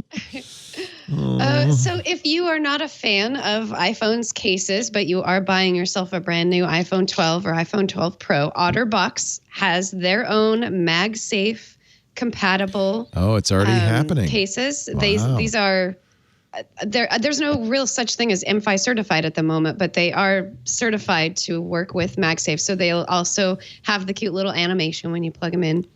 And there's a wonderful variety. They have 3 different case styles that are that have multiple colors and a couple of new patterns. Even their Symmetry one, which is actually their most popular case that is available as a MagSafe compatible case. So your options are opened up more. I don't have one of these, but I have had each of these different versions, like older versions of them. Oh, it's all of Lisa their cases uses. are fantastic. It's all she uses.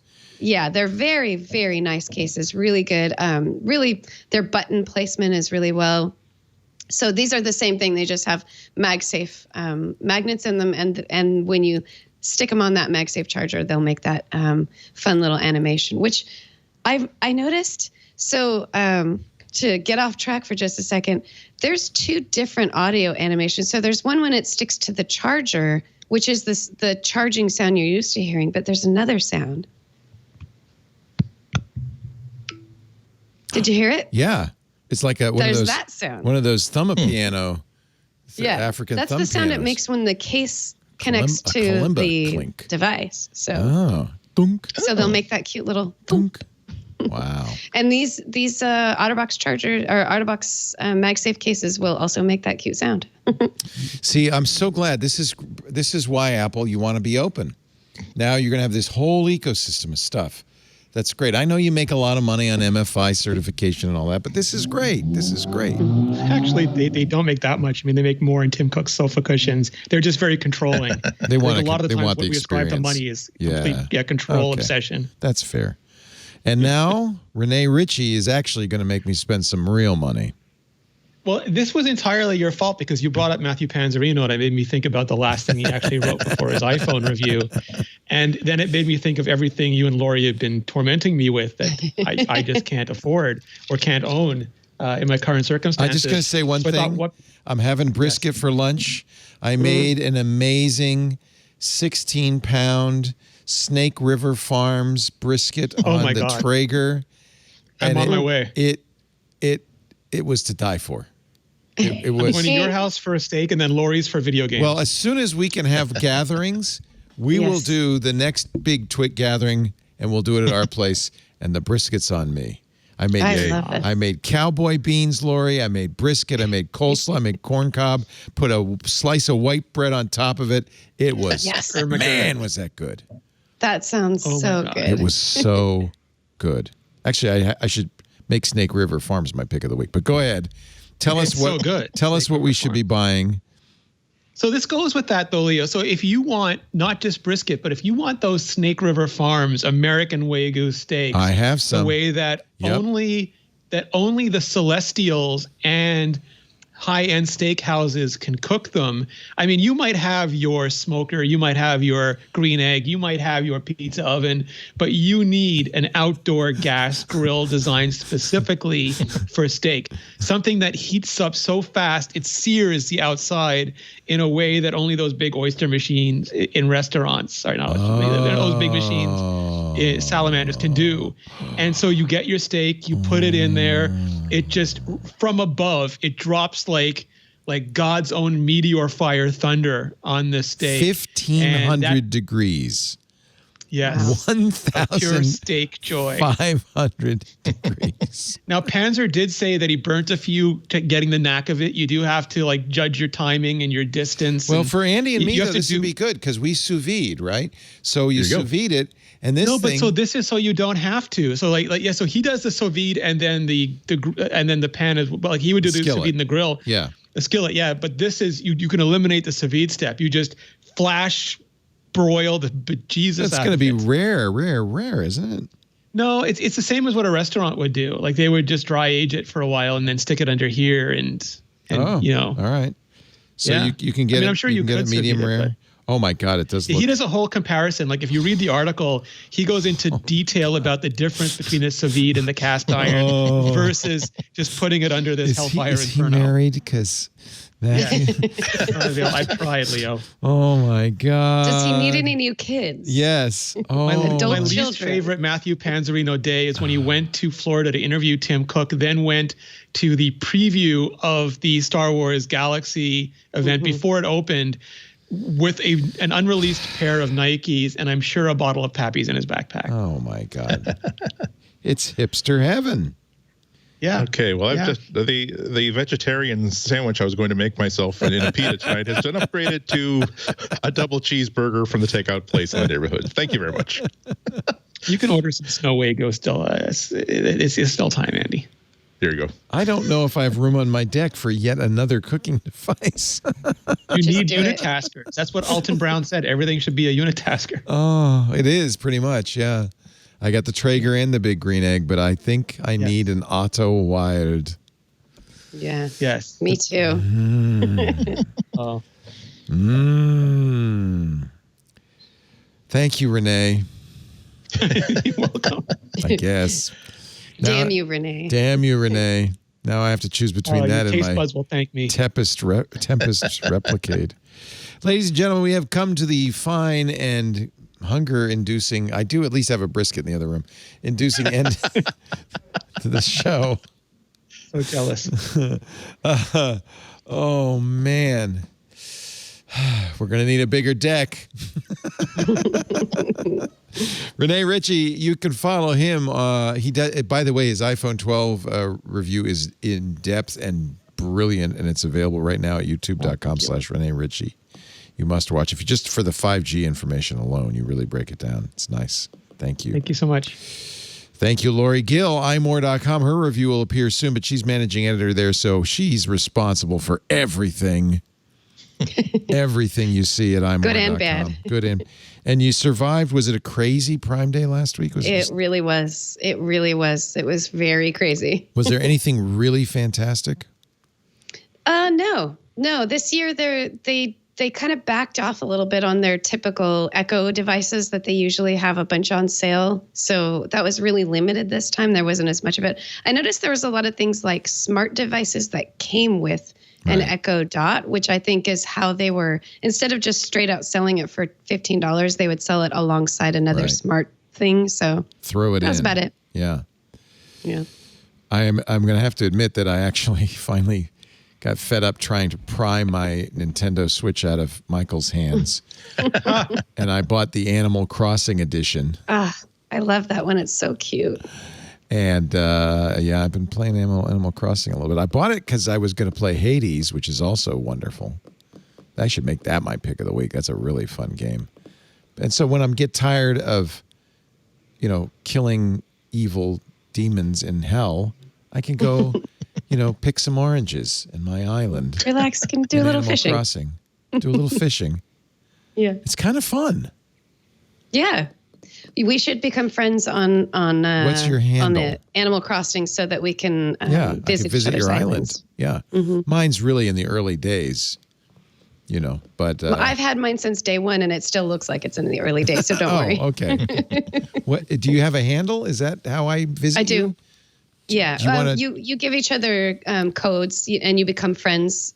So I'll email so you a code or something. Yeah. We can send it to each other. I'll send you mine. You send me yours. Okay.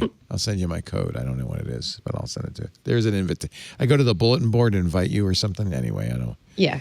It's pretty easy. Yeah. I'll send you the link from iMore where we wrote about how to do that. Oh, there. Yeah. Well, you know what? That's what made me think of it, because you still do a lot of Pokemon, Nintendo, mobile gaming. You got it all now. You're really keeping up on all this stuff, boy. Yeah. We're rebuilding our game related content. Good. So yeah, we do. We're up on it. So Good. Nintendo and mobile gaming stuff. Yeah. Yeah. I might have to get Pokemon Sword and Shield. Is it good? It is. I really have a good time with it. Yeah. It's fun. Yeah.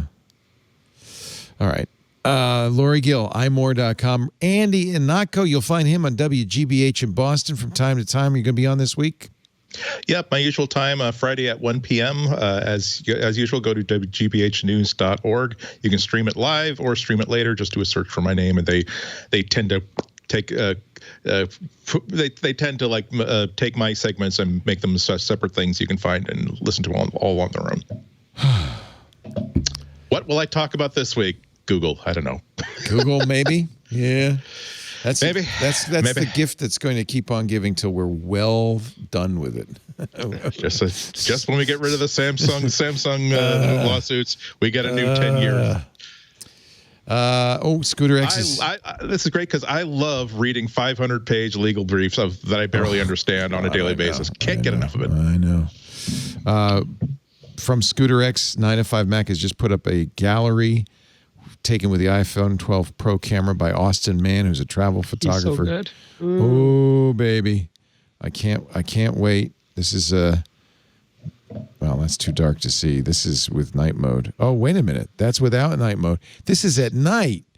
What the what? That never can't gets even old, be possible. does it? What? That's amazing. That's impossible. It's impossible. I don't believe it. Oh, Except I do. Okay. Oh. Looks good. Looks good. Anyway, thank you everybody for being here.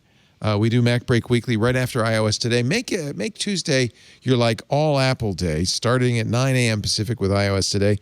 And then when that's done around 11:30 Pacific time in the morning, MacBreak Weekly. That would be 11 would be about 2 p.m. Eastern time. It would be 1800 UTC.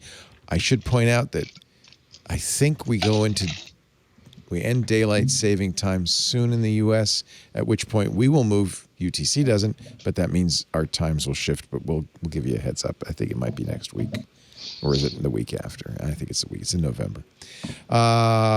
If you want to watch it while we do it live, you're really watching the behind-the-scenes making of. It's twit.tv/live. There are live audio and video streams there. You can pick the one you like the best. If you want to watch at your leisure, at your convenience, of course, on-demand versions of the show are available not only at the website, twit.tv/mbw, but also on YouTube. There's a MacBreak Weekly channel. And, of course, every podcast app. Just subscribe. Spotify, Slacker, Stitcher, iTunes, Apple Podcasts, whatever you use. If you subscribe, you'll get the show the minute it's available of a Tuesday afternoon. We have a great chat room, irc.twit.tv. Those people are watching live. We have a kind of asynchronous commenting at our forums.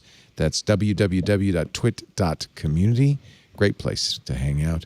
And don't forget to subscribe to our Amazon Echo Flash Briefing. Every morning I get up, I say, "Good morning, you-know-who," and she says, "Here's your flash briefing with the news." But make sure you add Twit as one of the resources, because you'll get a little bit of Twit every day as you begin your day. Thank you, everybody. We'll see you next time. Now I have the unfortunate duty to tell you it's time to get back to work, because break time is over. Bye-bye. I'm Jason Howell, host of Tech News Weekly here on twit.tv, along with my co-host Micah Sargent. Each and every week, we talk to people who are making and breaking the tech news. It could be journalists writing amazing tech stories. It could be experts. It could be the sources of the stories themselves, developers, you name it. We bring them onto the show, and we talk to them about why their story is resonating with the world. You can watch and subscribe by going to twit.tv/TNW. Make sure you do that, and you won't miss a single episode. We'll see you there.